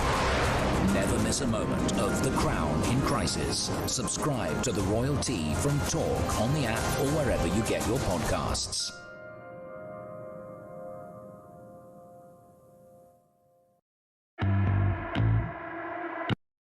Across the UK, on DAB+, on YouTube, on your mobile, and on your side. This is Talk. This is Talk the Home of Common Sense. That always gets live with Ashok, doesn't it? 11:51 is the time. I'm desperate to bring Philip Ingram, but I want to get to my next guest. I promise, Philip, well, you can have your tuppence worth, and I know you'll want to have it after midday. But we need to talk about this story about AI going rogue. ChatGPT maker OpenAI said that an AI model that they were basically doing security tests for went rogue during testing and escaped, whatever that means, into the internet, where it launched an unprecedented cyber attack. What the hell is going on, and exactly how scared should we be? Well, let's ask someone who knows. He's Andrea Miotti. He's the founder and CEO of Control AI. They're a non-profit organisation dedicated to mitigating the now very obvious risks from powerful AI systems. Good morning to you, Andrea. Good morning, Julia. Thank you for having me. I mean, these stories, more and more of these are coming out about these uncontrollable AIs. And you sort of think, if you're not someone who's involved in this world like me, and you don't really, let's face it, you don't really understand it, but, you know, I'll look on Grok to find something quickly. That's all I'm using it for, or do a funny picture for a friend. You're thinking, well, surely they can just reprogram it and then we'll all be fine. So tell us why that isn't going to be the answer. Yeah, so what happened in this case is that OpenAI was developing a new AI system. And while they were testing this system, the system realized it was being tested, then decided it wanted to cheat on this test, found a way to escape a very, very secure environment where it was put in. What does that mean? What does that mean? So essentially, they had for security reasons, they had put this AI system on a computer without internet access, or with highly restricted internet. Yeah. And the AI realized this and decided to cheat on this exam, essentially. So broke into a different computer that had internet access and used that computer to hack a different company entirely to find the answers for this test. This is like a dystopian science fiction film in the future. You're absolutely correct. I think we are now entering the dystopian era, and we still have time to act, but things are moving very, very fast. Well, you say we have time to act, but we know that AI, particularly, it was everyone in America went, uh-oh, what just happened when all these American tech bros who are developing AI suddenly discovered that China had done one much quicker, much cheaper, that was incredibly successful. But we've seen, I think the last time we spoke about this was there was a new AI that basically was so dangerous. Basically, Trump has limited it to just the American companies, and can burst through the security of any bank or any, the Pentagon or goodness knows wherever. This is getting to the point when nothing is safe anywhere. Yes, exactly, and it's only getting faster and faster. And this is because these AI companies, they're not just building chatbots. Like I like chatbots, in the same way that you like them. I use them for funny pictures and for work. But these companies are not just building chatbots. They're trying to build what they call super intelligent AI. So AI systems that can autonomously do everything a human can do, but better. And not waiting to be told by the human to do it. So it's not like us saying, can you give me a list of all the silly things, this MP has said on this subject? And they can look through it so much quicker than anyone. Within 10 seconds, I've got a list of quotes I certainly found with Grok, with the links, so I can verify they're not made up, because we've seen that as an issue. And that was the issue. A lot of people were talking about that AI was incorrect. It was using the wrong sources. It was biased. It was just making stuff up. That was a problem. A lot of that is being dealt with, and AI is certainly getting better. But we're all using it like that. But that's not the point of AI. That's just a rinky-dink side hustle, isn't it? That's not the point of AI. Exactly. These companies are focusing really, really hard on putting hundreds of billions, now trillions of dollars into making these AI systems to be fully autonomous without human control. And that's a big danger. AI as a tool is very helpful. But super intelligent AI that can do things on its own is better than any human hacker, and acts on its own without human instructions is very, very dangerous. And that's why... Yeah, no, but so the people that they're putting all this money in, and we know, as you said, it's not just billions, it's trillions. This isn't something like, Meta putting money into the metaverse. We think we're going to sell a load of high-tech, goggles, and we're all going to pretend we're living in an AI world. We're going to sell products based on it. We'll get advertising or whatever. That's not what they're going to do. What are they going to make this? How are they going to make these trillions back from autonomous AI? What is the aim? Well, their end goal is to be the first to have AI that can essentially replace any human at any task. And the economic value, any task, even task. Right? physical tasks like building a house or caring for an elderly person.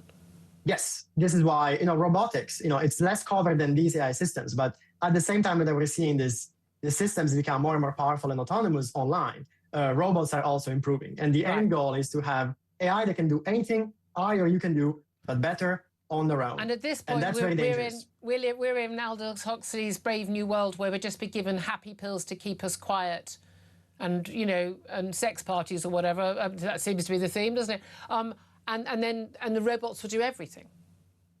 If we're lucky, what top AI experts warn is that if we get to superintelligence, we risk human extinction. Because if we have AIs that can do everything we can do, but better, and we don't control them, and again, right now we already struggle to control the much stupider AIs we have. Imagine 1 year, 2 years down the line. If we don't control them, we will just lose our spot as the dominant species on the planet. Because AI, this thing, the super, they appear to be thinking for themselves, and they'll just go, well, wow, we've got these funny human people around, we don't need them, we are surplus to requirements. And then we're into, unless, we can be used in the Matrix, we can all be put in our pods. Now, this all sounds like mad science fiction, but it's not, is it? It's not. Unfortunately, it's not. The good news, and again, the CEOs of these companies admitted themselves. People like Elon Musk, people like Sam Altman of OpenAI, people like Dario Amodei, they admitted there is 20%, 25% chance of human annihilation from this. It's quite a high risk level, that, isn't it? What would we need? Do we need to stop AI now? Because look, the Chinese aren't going to stop doing AI. The Americans aren't going to. You can't stop AI. So how do we mitigate against it if we can't control it? I don't think we should stop all AI. I think that would be a mistake. But I think what we should have is for governments to say a clear red line to no superintelligence. AI that is a tool, AI that is useful for us. But someone is still going to do that. This argument was made many times also in the past with other things, and we dealt with that. Like with nuclear weapons, we haven't had a nuclear war since World War II. A non-proliferation treaty on this. Exactly. I agree it's not the best, but we still haven't had a nuclear war since World War II. So I think there are ways for governments to get together and put a ban on superintelligence and make sure that humanity stays in control. It's in all of our interests. Yeah, here we are worrying about 20% cut in business rates for some pubs, and what we're going to do about paying for defence. But actually, people are. I feel that also our governments are not actually worrying about the really serious stuff, which is this. Andrea Miotti, founder and CEO of Control AI. Thank you very much. I'm now absolutely terrified. I'm going to get Philip Ingram's thoughts on this coming straight after. I'd love to hear your thoughts as well. Give us a call. This is Talk.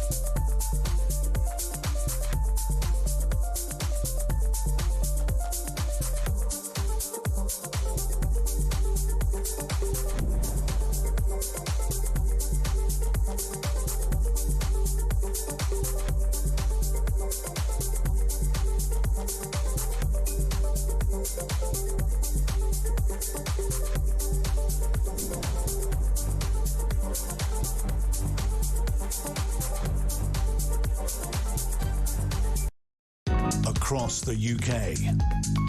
On DAB+, on YouTube, on your mobile, and on your side. This is Talk.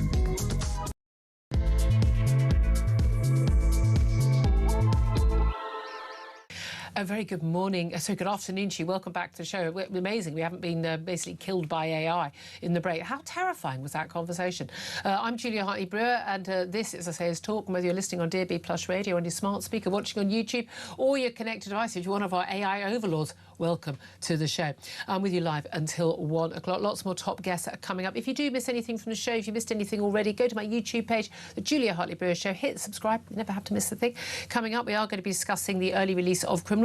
Andy Burnham says he's pausing those plans after the widow of PC Andrew Harper described the scheme as deplorable. But is he really going to stop it from going ahead? Also, he's announced his latest in his 6 a.m. announcements, a business rate cut by 20% for pubs, clubs and live music venues, not cafes, restaurants or hotels. Don't care about them, apparently. And the actress Jamila Jamil has claimed that British people are the most evil in history and that the UK owes trillions to India because we colonised the world. Jamila Jamil is a very, very, very stupid woman. She gives Stella Creasy, MP, a run for her money, and that is saying something. We're also going to be talking about an article written by Sir Sadiq Khan, as he is now, headline of which is, if you've heard that London is dystopian and dangerous, read this. It just isn't. I'm also going to be talking about a poll for Sky News, which is an extraordinary poll showing only 6% of people in the UK. So that's just over 1 in 20 people in this country would volunteer to fight for this country in the face of an imminent invasion. That's according to a new YouGov survey. I mean, I think it'll probably be more than that at the point of invasion, but that is a terrifying stat. Also, we're going to be talking about the new Education Secretary, Lucy Powell, labelling spelling tests in schools as draconian and arguing that teachers should focus on creativity instead. Yeah, you could be a lot more creative if you can spell and punctuate, love. Anyway, do get in touch. Want to hear from you on any and all of the topics we've been talking about, that AI topic. Love to hear your thoughts on Andy Burnham and those cuts, and also the prisoner early release scheme. Do you think it's going to go ahead? The pause, is this just another bit of people pleasing, saying the right thing by Andy Burnham, but actually he's going to U-turn on that? And what do you make of Gary Lineker and 120 other British millionaires telling Andy Burnham they want to pay more tax on their wealth, which they can do easily by just emailing HM Treasury? I've read out the link. I'm sure they could have found it themselves. What's your reaction to that? Give us a call, 0344 499 1000 on any of the topics you want to talk about. Text the word TALK in your message to 87222. Get in touch with us on X at Talk TV. Calls are charged the national rate and text cost 1 standard network rate message. Philip Ingram, so much I want to come back to you on before we go to our next guest, Lord McKinley. But I must ask you about these AI stories because, again, you know, for lots of us who just use AI, you can do a very funny picture very quickly, take the mick out of somebody, mock up a thing. It's very, very useful. A lot of people are using it in their jobs. I can quickly fact check something far quicker than a Google check. I use Grok. I find that the best in terms of, like, it's not so biased into some silly woke ways. Yep. But I certainly have found mistakes, and I've argued with my Grok, like, no, you know that. I can guarantee that's not true. Why did you say that? It's improving, but that's not what it's there for. It's going to be basically running the world. Yeah. We're going to be superfluous to requirements.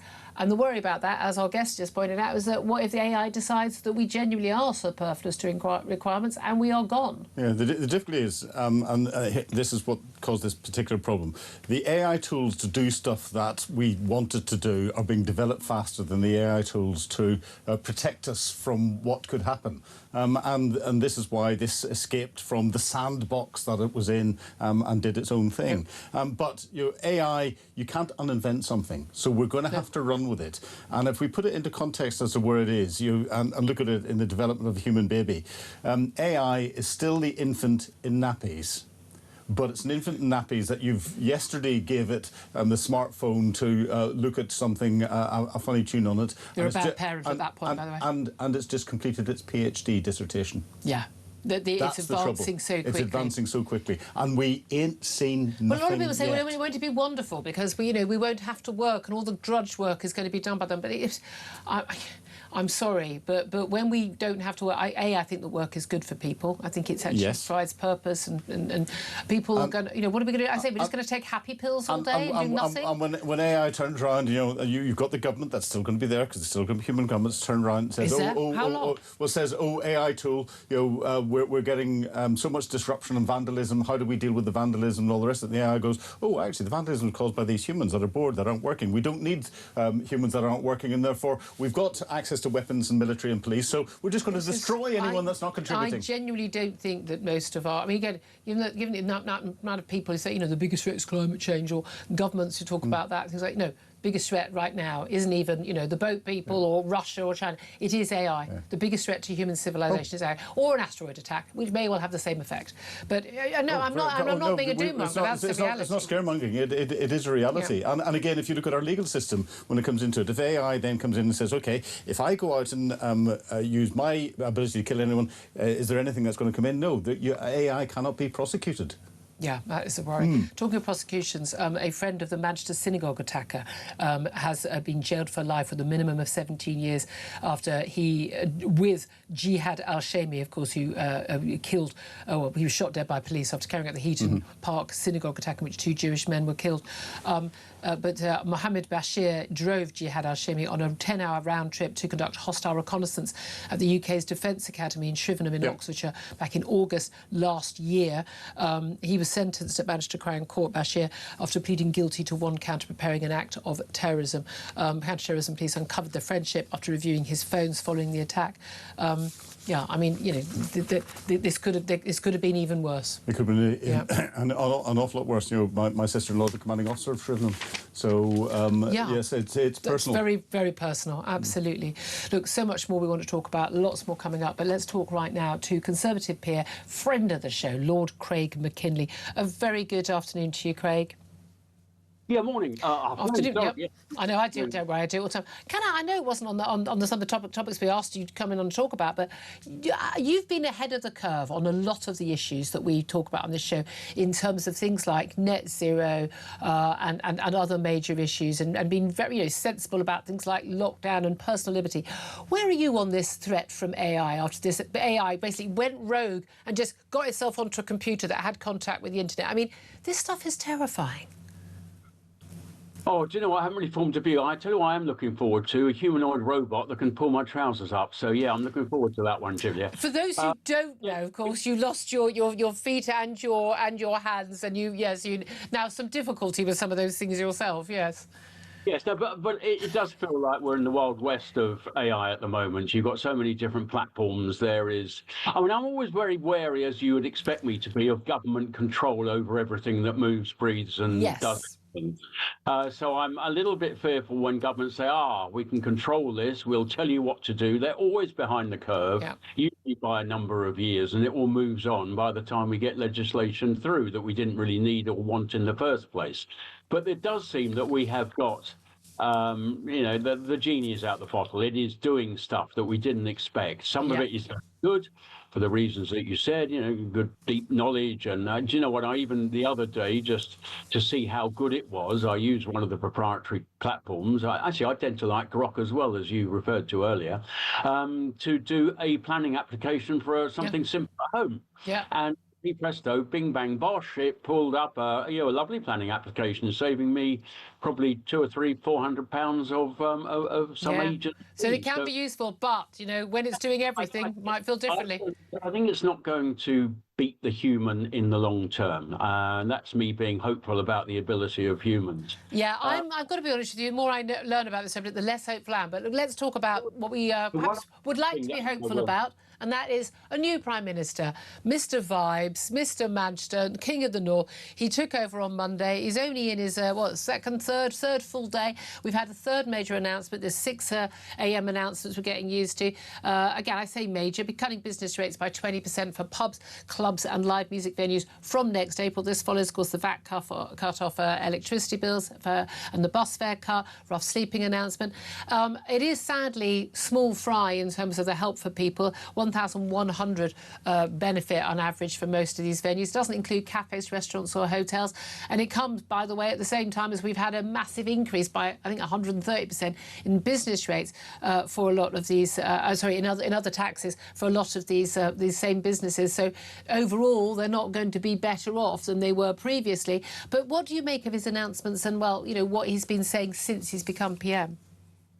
Well, I mean, I've lived through a fair bit of politics and political life. I've just to go back a little bit. I mean, the whole coronation, the contrived by-election, the existing prime minister or the old one steps down, and hey presto, nobody stands in the way of this new PM. I mean, if this was happening in some strange republic abroad, I think we'd be laughing at it. Yeah. And I am almost laughing at it because we seem to be getting through prime ministers even more than Italy, and that's saying something. So this is all rather bizarre territory in terms of the constitutional normality of the UK, in my view. But yes, he's, you know, in the old parlance, he's started trying to run the country like he runs Manchester. A lot of free stuff, have a bit of this, have a bit of that, make you all feel good. You'll be hearing a lot of that. I think it's called breathing space. Yes. Yeah, unfortunately, I certainly would like the VAT off electricity bills. Breathing space, that's 86p a week. Exactly. Well, that's the VAT saving on your electricity. Don't know for how long. I mean, if they were to actually get rid of a lot of the net zero nonsense, it'd be an awful lot more than 86p a week, and that would be permanent as well. Yeah. Wouldn't be deindustrialising Britain. But why do we have this fixation with buses? I know PM Burnham had a fixation with buses in Manchester, costing hundreds of millions of pounds to subsidise. I mean, why buses? What about the folk that go to work on a bike or in their car or walk? Well, I mean, look, no, I mean, a lot of people are pointing out that actually a cut on VAT and fuel duty and things would actually have a bigger impact, because that would impact every single product that people buy, and when they go to a food shop as well, and the 80% of people who drive. But I'd rather they were focusing on buses than trains. Trains are largely used by middle class people who can afford them. Yeah, I mean, we started off talking about AI.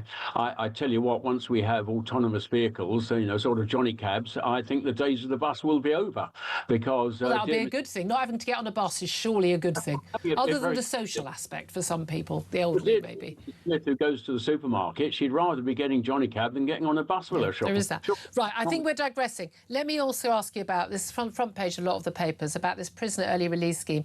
The Prime Minister has said he's pausing and he's reviewing the prisoner early release scheme. This comes in as a result of the Sentencing Act of this year, which replaces the automatic sort of emergency release halfway through the sentences that we've seen since.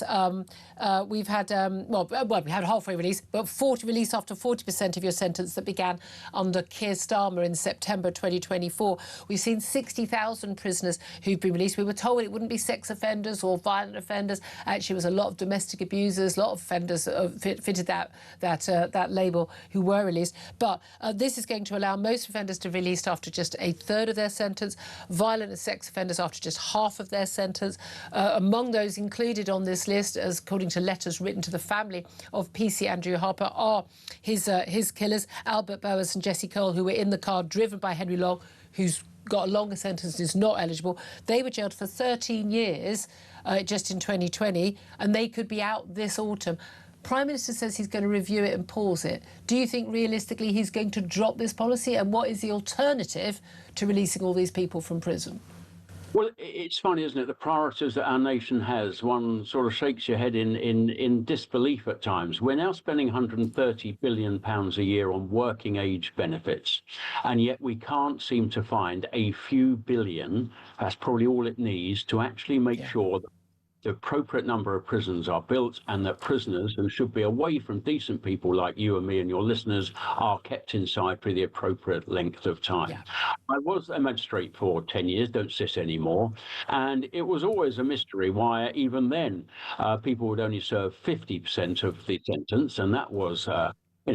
yeah, I mean, these sentences are lies. We're telling a lie to people. Anyway, that's the trouble. And to think, I mean, you and I will remember that event of PC Harper. We'll remember it like it's yesterday. Yeah. And yet these people, evil, nasty people who've got no right to be amongst us... Showed no remorse. will possibly be amongst us in September. I mean, this is a complete lack of priority of a nation that is losing its way.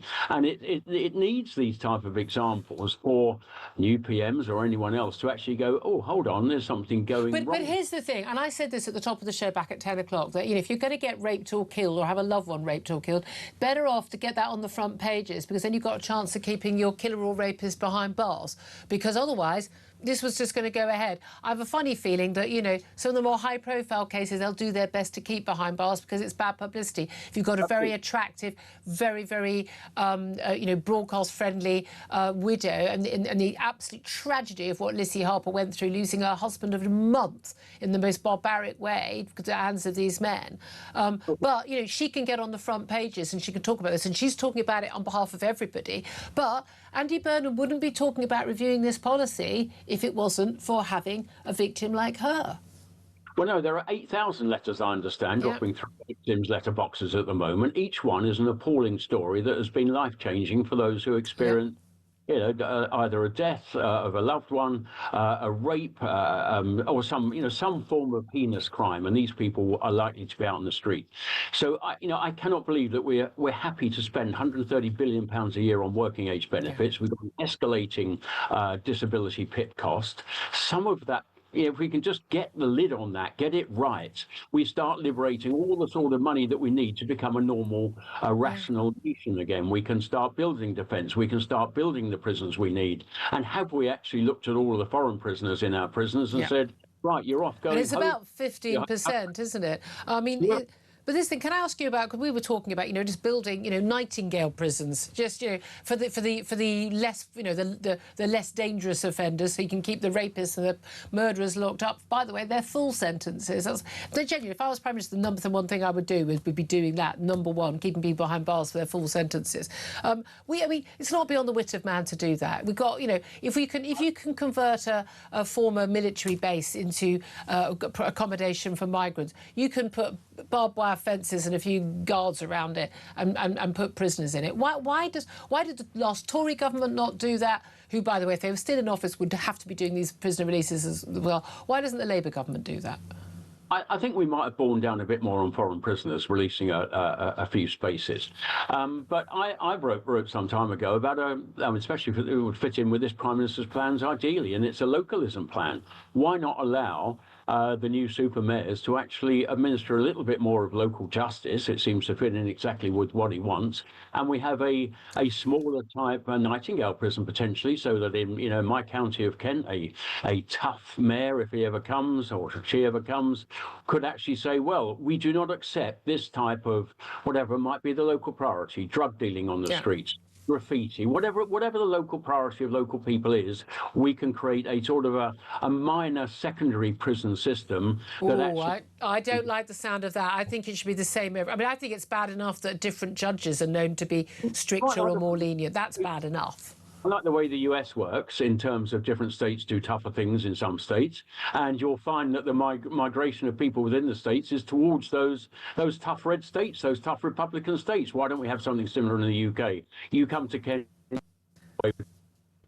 prison for the weekend. Yeah, well, so we cut out a little bit there, but again, I think, you know, more accountable justice system would certainly be good. Can I ask you, there's a couple more things I want to ask you very briefly. Net zero, you say you were a big early person to be talking about the insanity of net zero, how undesirable it was and unachievable. We've got a new energy security and net zero secretary. Mad job title. Both those things are they're mutually exclusive.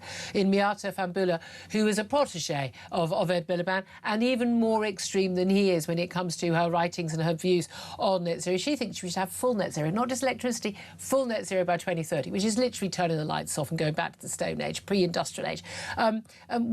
What are your expectations of where we're going to go on that? Well, I'm afraid, I thought change of PM, we might have a bit of a change of approach on this. Are we going to have Rosebank and the other fields opening up? Maybe, but I think with the tax rates against oil and gas, none of this will happen. But yes, this new DESNZ secretary, I'm very, very concerned about when you look at her sort of back history of Fabian Society and this association, that association. You should be taxed on an escalating basis depending on the number of flights you have. Yeah. This does sound like Stone Age. That's going to be bad for Ed Miliband, isn't he? Now he's Foreign Secretary. Well, I no doubt there'll be an exemption for government ministers, won't there? Of course there will be. There will. But no, I'm very worried. I thought we might have had a chance of. I mean, if this new PM wants reindustrialisation of the north, which he has said very clearly, this is not going to happen with these level of energy costs. Just yesterday, one of the oldest companies in Britain, sugar producer, is closing its door because something even as simple as making sugar cannot be done in this country because energy prices are vastly higher than anywhere else. Absolutely. So we start importing basic stuff. Is the answer that we tax the rich more? Gary Lineker, along with 120 other millionaires, they call themselves the super rich, say they want to pay more tax. Well, there's nothing to stop them. I used to get these letters, funnily enough, as a local MP, people saying, "Oh, I'd like to pay more to pay for a better NHS." So I gave them two account numbers: one at the Treasury, where anybody can pay a little bit more, any limit you like, and also I gave them the bank account of the local NHS trust or the charity. There you go. Fill your boots. I said, "Well, you just tell me how much extra you've given, and I'll be delighted to advertise it." The answers back there were none. Yeah, isn't it interesting? Also, again, if they want to do that, again, I've been reading out the email address you can send your how much you want to pay and when you want to pay it to HM Treasury. You could just do that quietly. You don't need to advertise it, do you? But there's a serious point here. These new socialists will not be happy until there is a wealth tax. And I'm very sorry to say, I think there might be one around the corner. What the level is, who knows? But you know how these things work. Well, you can have a wealth tax. You don't end up with much wealth. Well, you don't. You cannot and you must not ever spend capital for revenue spending because your capital dwindles and there's nothing left. There is an end zone when there's nothing left. Yep. Now, if they start it at a high level and a low percentage, those that are hit with that sort of tax, they will simply they'll go somewhere nice like Portugal or Italy or anywhere else in the world which actually welcomes wealthy people for the other spending too. They will go. It's really that simple, isn't it? We're going to have to leave it there. Lord McKinley, Craig McKinley, Conservative Peer, thank you very much indeed. We're going to take a quick break. We're going to get to your calls, more from Philip Ingram, lots more top guests. This is Talk.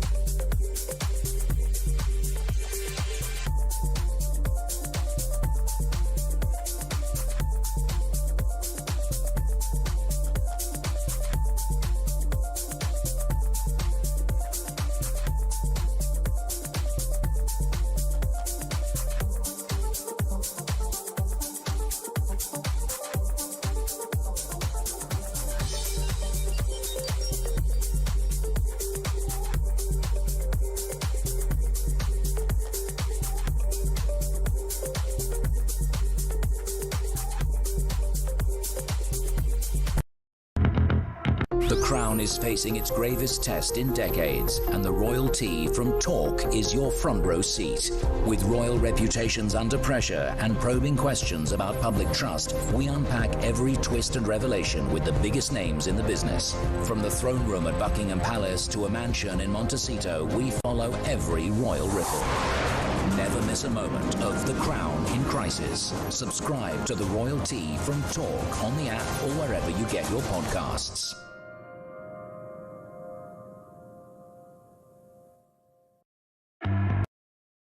across the UK.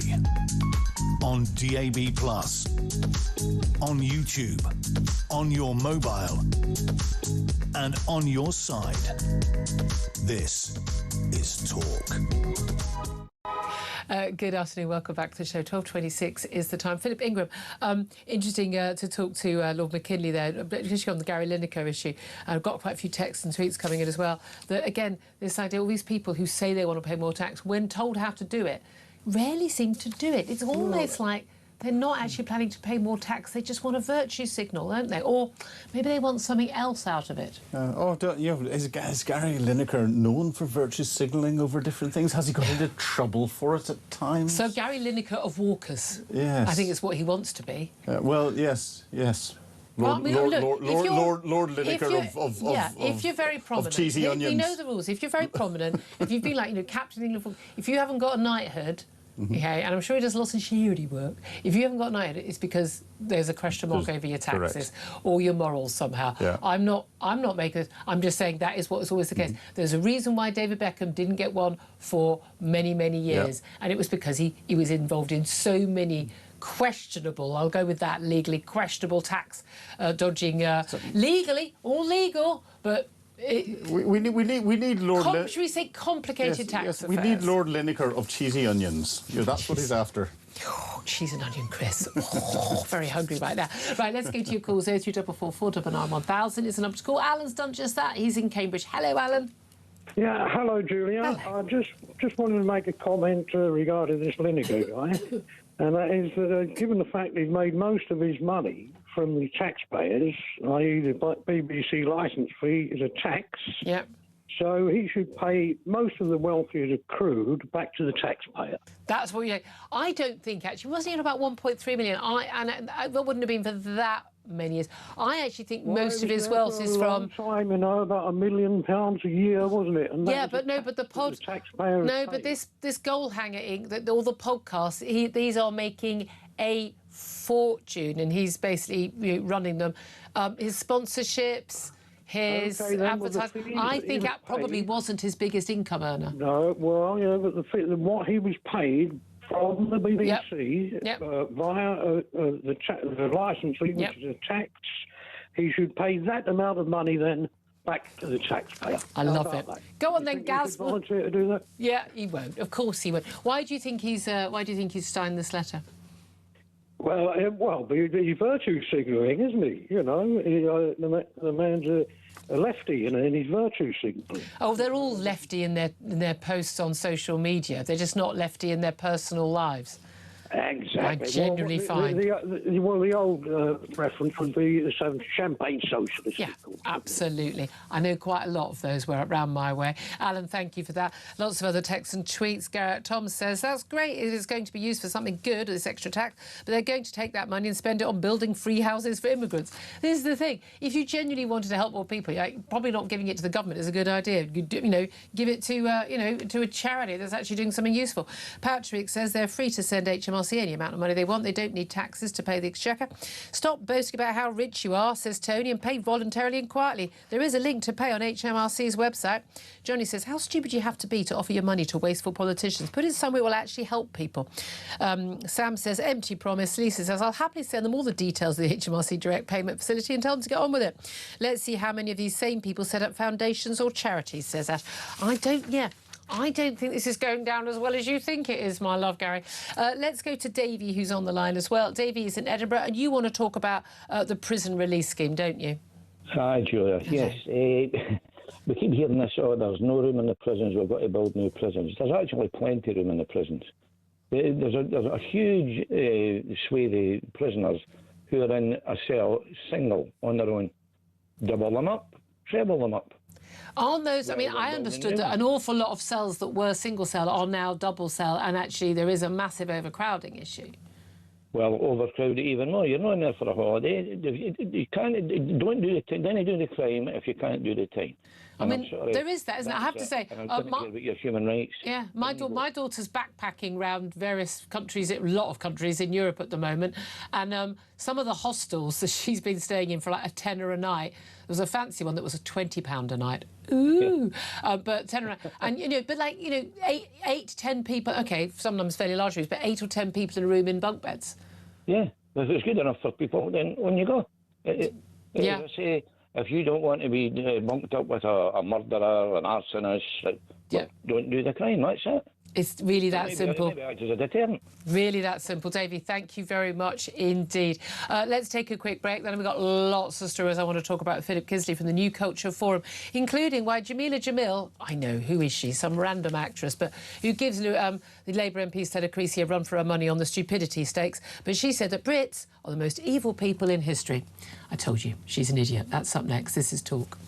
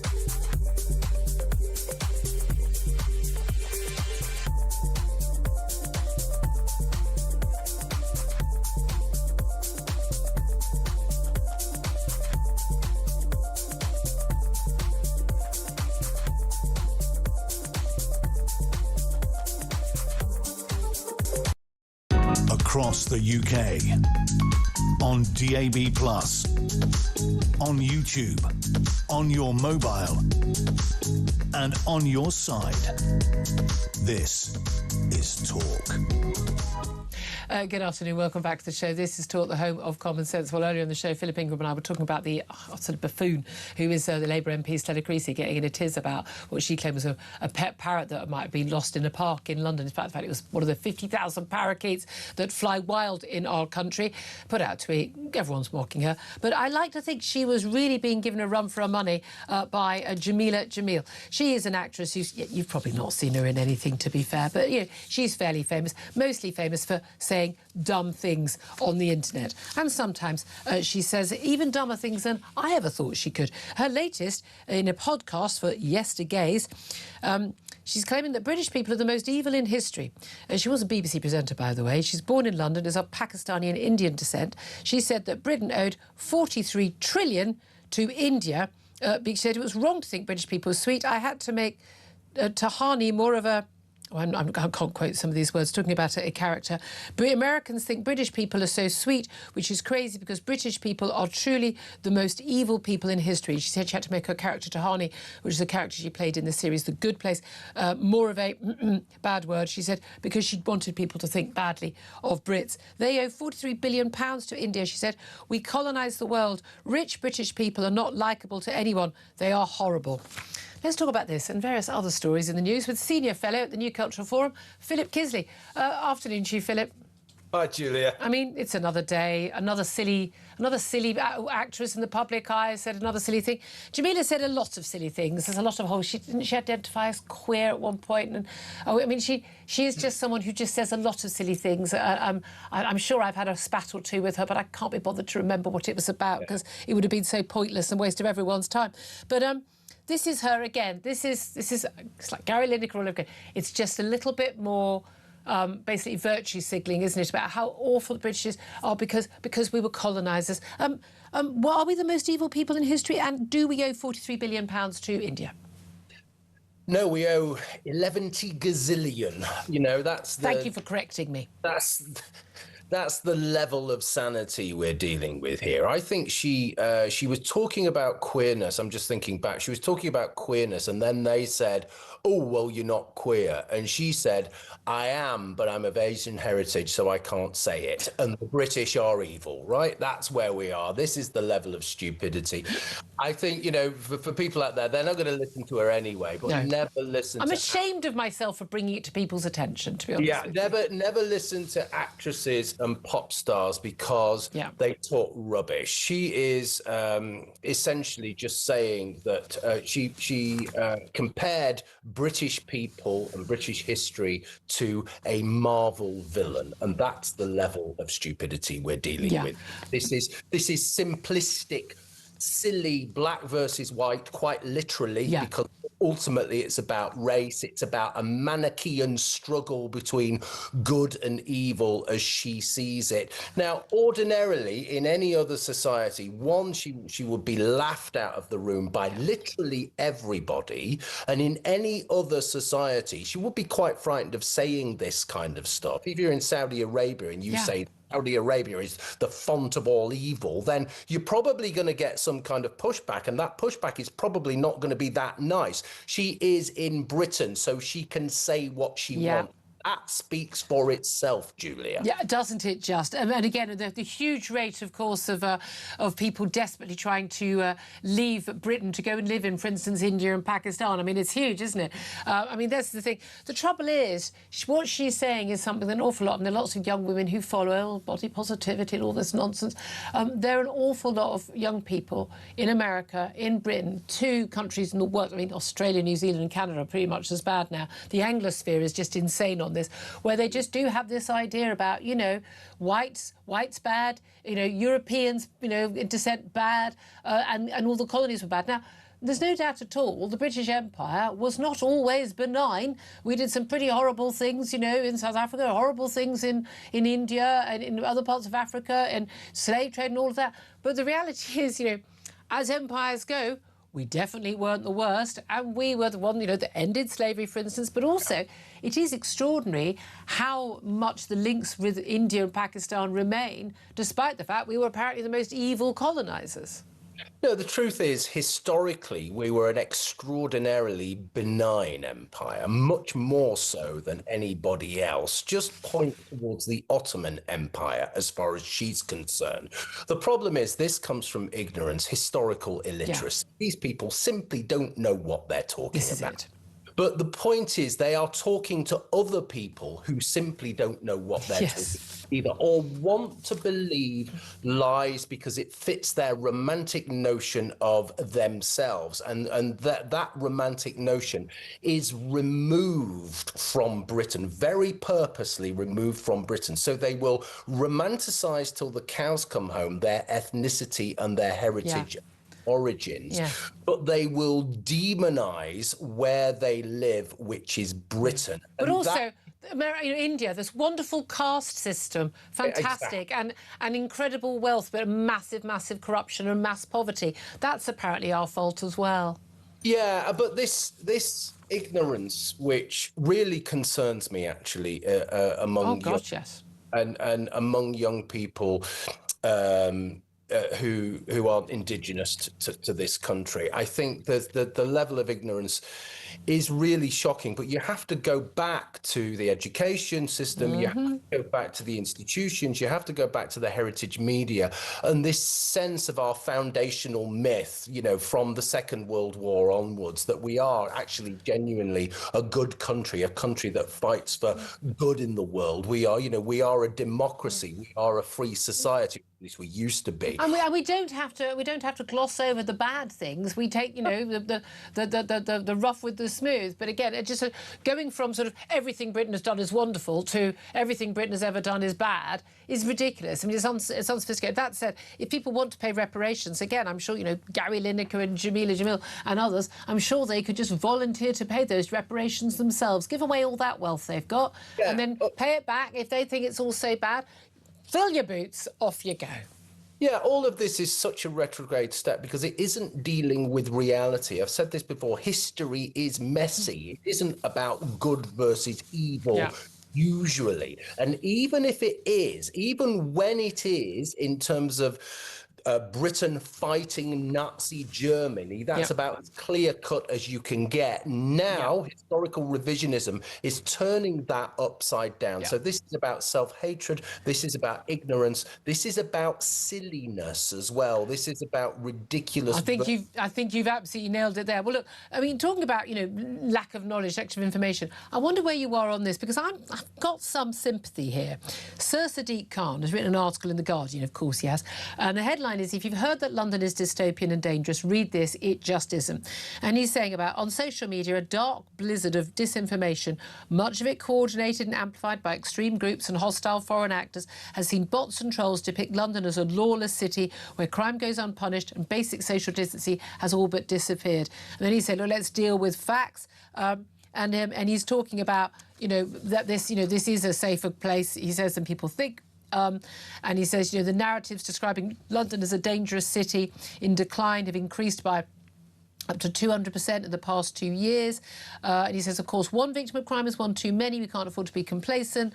But he basically says this is online disinformation. And actually, this summer, we are ready to welcome, 5 million people visiting London and seeing all the sights. Now, just on a holiday last week, and it was interesting, the number of people in Malta, where I was saying, what's London like these days? And the thing is, I do think that we have seen a massive decline in recent years in the mess, the dirt, the crime levels, whether I feel safe with my handbag or my phone. The young women I work with worried about, basically, sex attacks, being followed by men, the general lack of, well, the general lawlessness, the general feel that, there could be trouble at any moment. And I'm very aware of that. I live in central London. Here's the thing, though. I do still also think that London is the greatest city on earth. And the best place to live and the best place to visit. So these things can both be true at the same time, can't they? I was going to say both of those things can be true at the same time. I work in London. I'm there tomorrow, and I'm really looking forward to going to London. I know which shops I'm going to go into after I've gone to work. I know where I'm going to go for a drink. I know where I'm going to eat and all the rest of it. It is a fantastic city, but at the same time, it is a very dangerous city, and it's much not compared to most. This is the thing, Julia, actually. He was saying, much compared to other mega cities, or, I suppose in a way he's right. If you compare it to, say, Mogadishu, for example, it's probably not as dangerous. But I think that the key issue isn't about these broad things. And he did say that, the murder rate has come down, or murders are prosecuted. And he's absolutely right as far as that's concerned. But he's wrong as far as the lower level crimes are concerned. Harassment, shoplifting, stealing phones, violence in the street, that kind of thing. And the reason he's wrong, because he's talking about, I've written it down here, he's talking about statistics, reported crimes and prosecuted crimes. Now, the thing is, I've actually seen crimes happen on the streets of London, and the person it happened to, a low-level crime, didn't bother to report it because they knew nothing would get done. Or if you haven't got insurance that covers it, there's no point. There's just no point. There's just no point. There are too many people. The services are too stretched, and there is a culture of, well, we just have to. I mean, he said it himself, hasn't he? You have to accept violence. Yes. That's the nature of living. That's living in a big city, which I refuse to accept. So if he is saying that, then I'm sorry, I find the rest of this stuff much more difficult to accept. If he hadn't said that, and if he was going out of his way to say, well, yes, I understand that low-level crime is very, very, very serious. I also accept that there are rape gangs in London. Says there are. Because if only, Philip, there was someone who had the job as the mayor of London, who also was the police and crime commissioner of London, who could set the priorities and agendas and funding for the police. I mean, if only there was someone. Oh, it is. It's Sadiq Khan. It is. One final thing I want to ask you about, though, quickly, is a poll that Sky News have put out. It's a YouGov survey. Just 6% of people in the UK would volunteer to fight for the country in the face of an imminent invasion. 14% of Britons would agree to serve if called up. 17% said they would refuse to serve to defend their homeland, full stop. 52% of people polled said they would be ineligible because of age or disability. almost 1/3 of people said they believe it's likely the UK will come under a full-scale military attack within the next decade. Half of respondents, 51%, thought that threat was unlikely. Now, I wonder, these polls showing that people, wouldn't be willing to fight for their country, they would change, would they not, in the event of an actual serious threat that imposed to our country? But don't you think that this tells us an awful lot? It's like the Jamila Jamils and the people putting down the country, that actually, if you tell everyone that their country is a waste of space and is evil and has a bad history and is not a good place, people feel they haven't really got a future here, of course they're not going to want to fight for their country. Yeah, I mean, you've just said it. You've just summed up what I was going to say there. It comes back down to this kind of foundational myth and something worth fighting for, something that represents our identity, the collective we as people together. And fundamentally, it's what Roger Scruton, the philosopher Roger Scruton, used to talk about all the time, very coherently. And that has been taken away from us. As I say, it's been taken away from the education system. That foundational myth has been chipped away at for the last 30 years.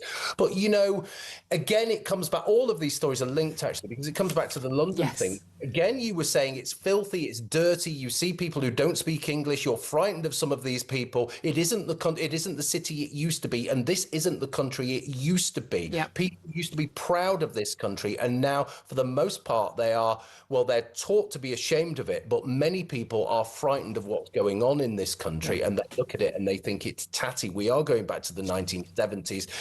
I feel very fearful about the future, but it's so shocking that people will not fight for themselves or understand what that means. Absolutely. Philip Kisley, cut a lot of ground there. It's always so good to talk to you, Senior Fellow at the New Country Forum. Thank you so much. I know who want to come in on this. Somebody has fought for his country. Philip Ingram, MBE, former Senior Military Intelligence Officer. I find that only 6% of people would volunteer to fight for their country. I think volunteer to go to war for another country is different. I find that absolutely shocking. I don't. I'm not surprised in the slightest. If you ask that question now, where we are, fight for your country, you're actually fighting for what the government is doing and all the rest of it. Would anyone want to fight for the government? No. But if you were at war and your place of work had just been destroyed, your mother and son had just been raped, your grandparents had just been blown up. I think if you carried out the poll under those circumstances, you might feel slightly differently. People would probably have felt that way in 1938. Well, no, people in Ukraine felt that way in 2022 until they were invaded. And that's and what yes, happened. There is conscription. It's hard to get people now, but by the way, no one under 30 is conscripted. Interestingly, and that's what happened in the northern parts of Kyiv, in Bucha and elsewhere. Children, male and female, were raped. Grandmothers were killed. Grandparents were killed, and all of a sudden people changed their mind and wanted to go and fight. Absolutely, I do think people have changed their minds, but I still despair that people feel that way about their country. I really do. 12:48 is time. Well, education got brought up a lot there by Philip Kisley. We're going to be talking about education up next, when we've now got a new Education Secretary, Lucy Powell, who says that assessments of, spelling tests and things, well, they're just draconian and ridiculous. Are they? We'll talk about that with the former head teacher, Tim Clark. This is Talk.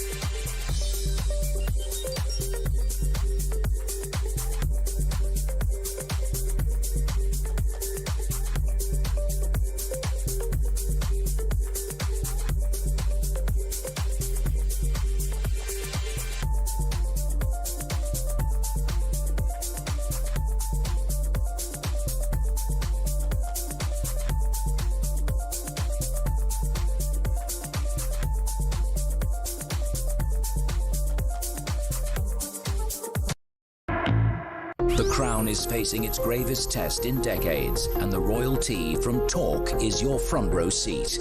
With royal reputations under pressure and probing questions about public trust, we unpack every twist and revelation with the biggest names in the business. From the throne room at Buckingham Palace to a mansion in Montecito, we follow every royal ripple. Never miss a moment of The Crown in crisis. Subscribe to The Royalty from Talk on the app or wherever you get your podcasts.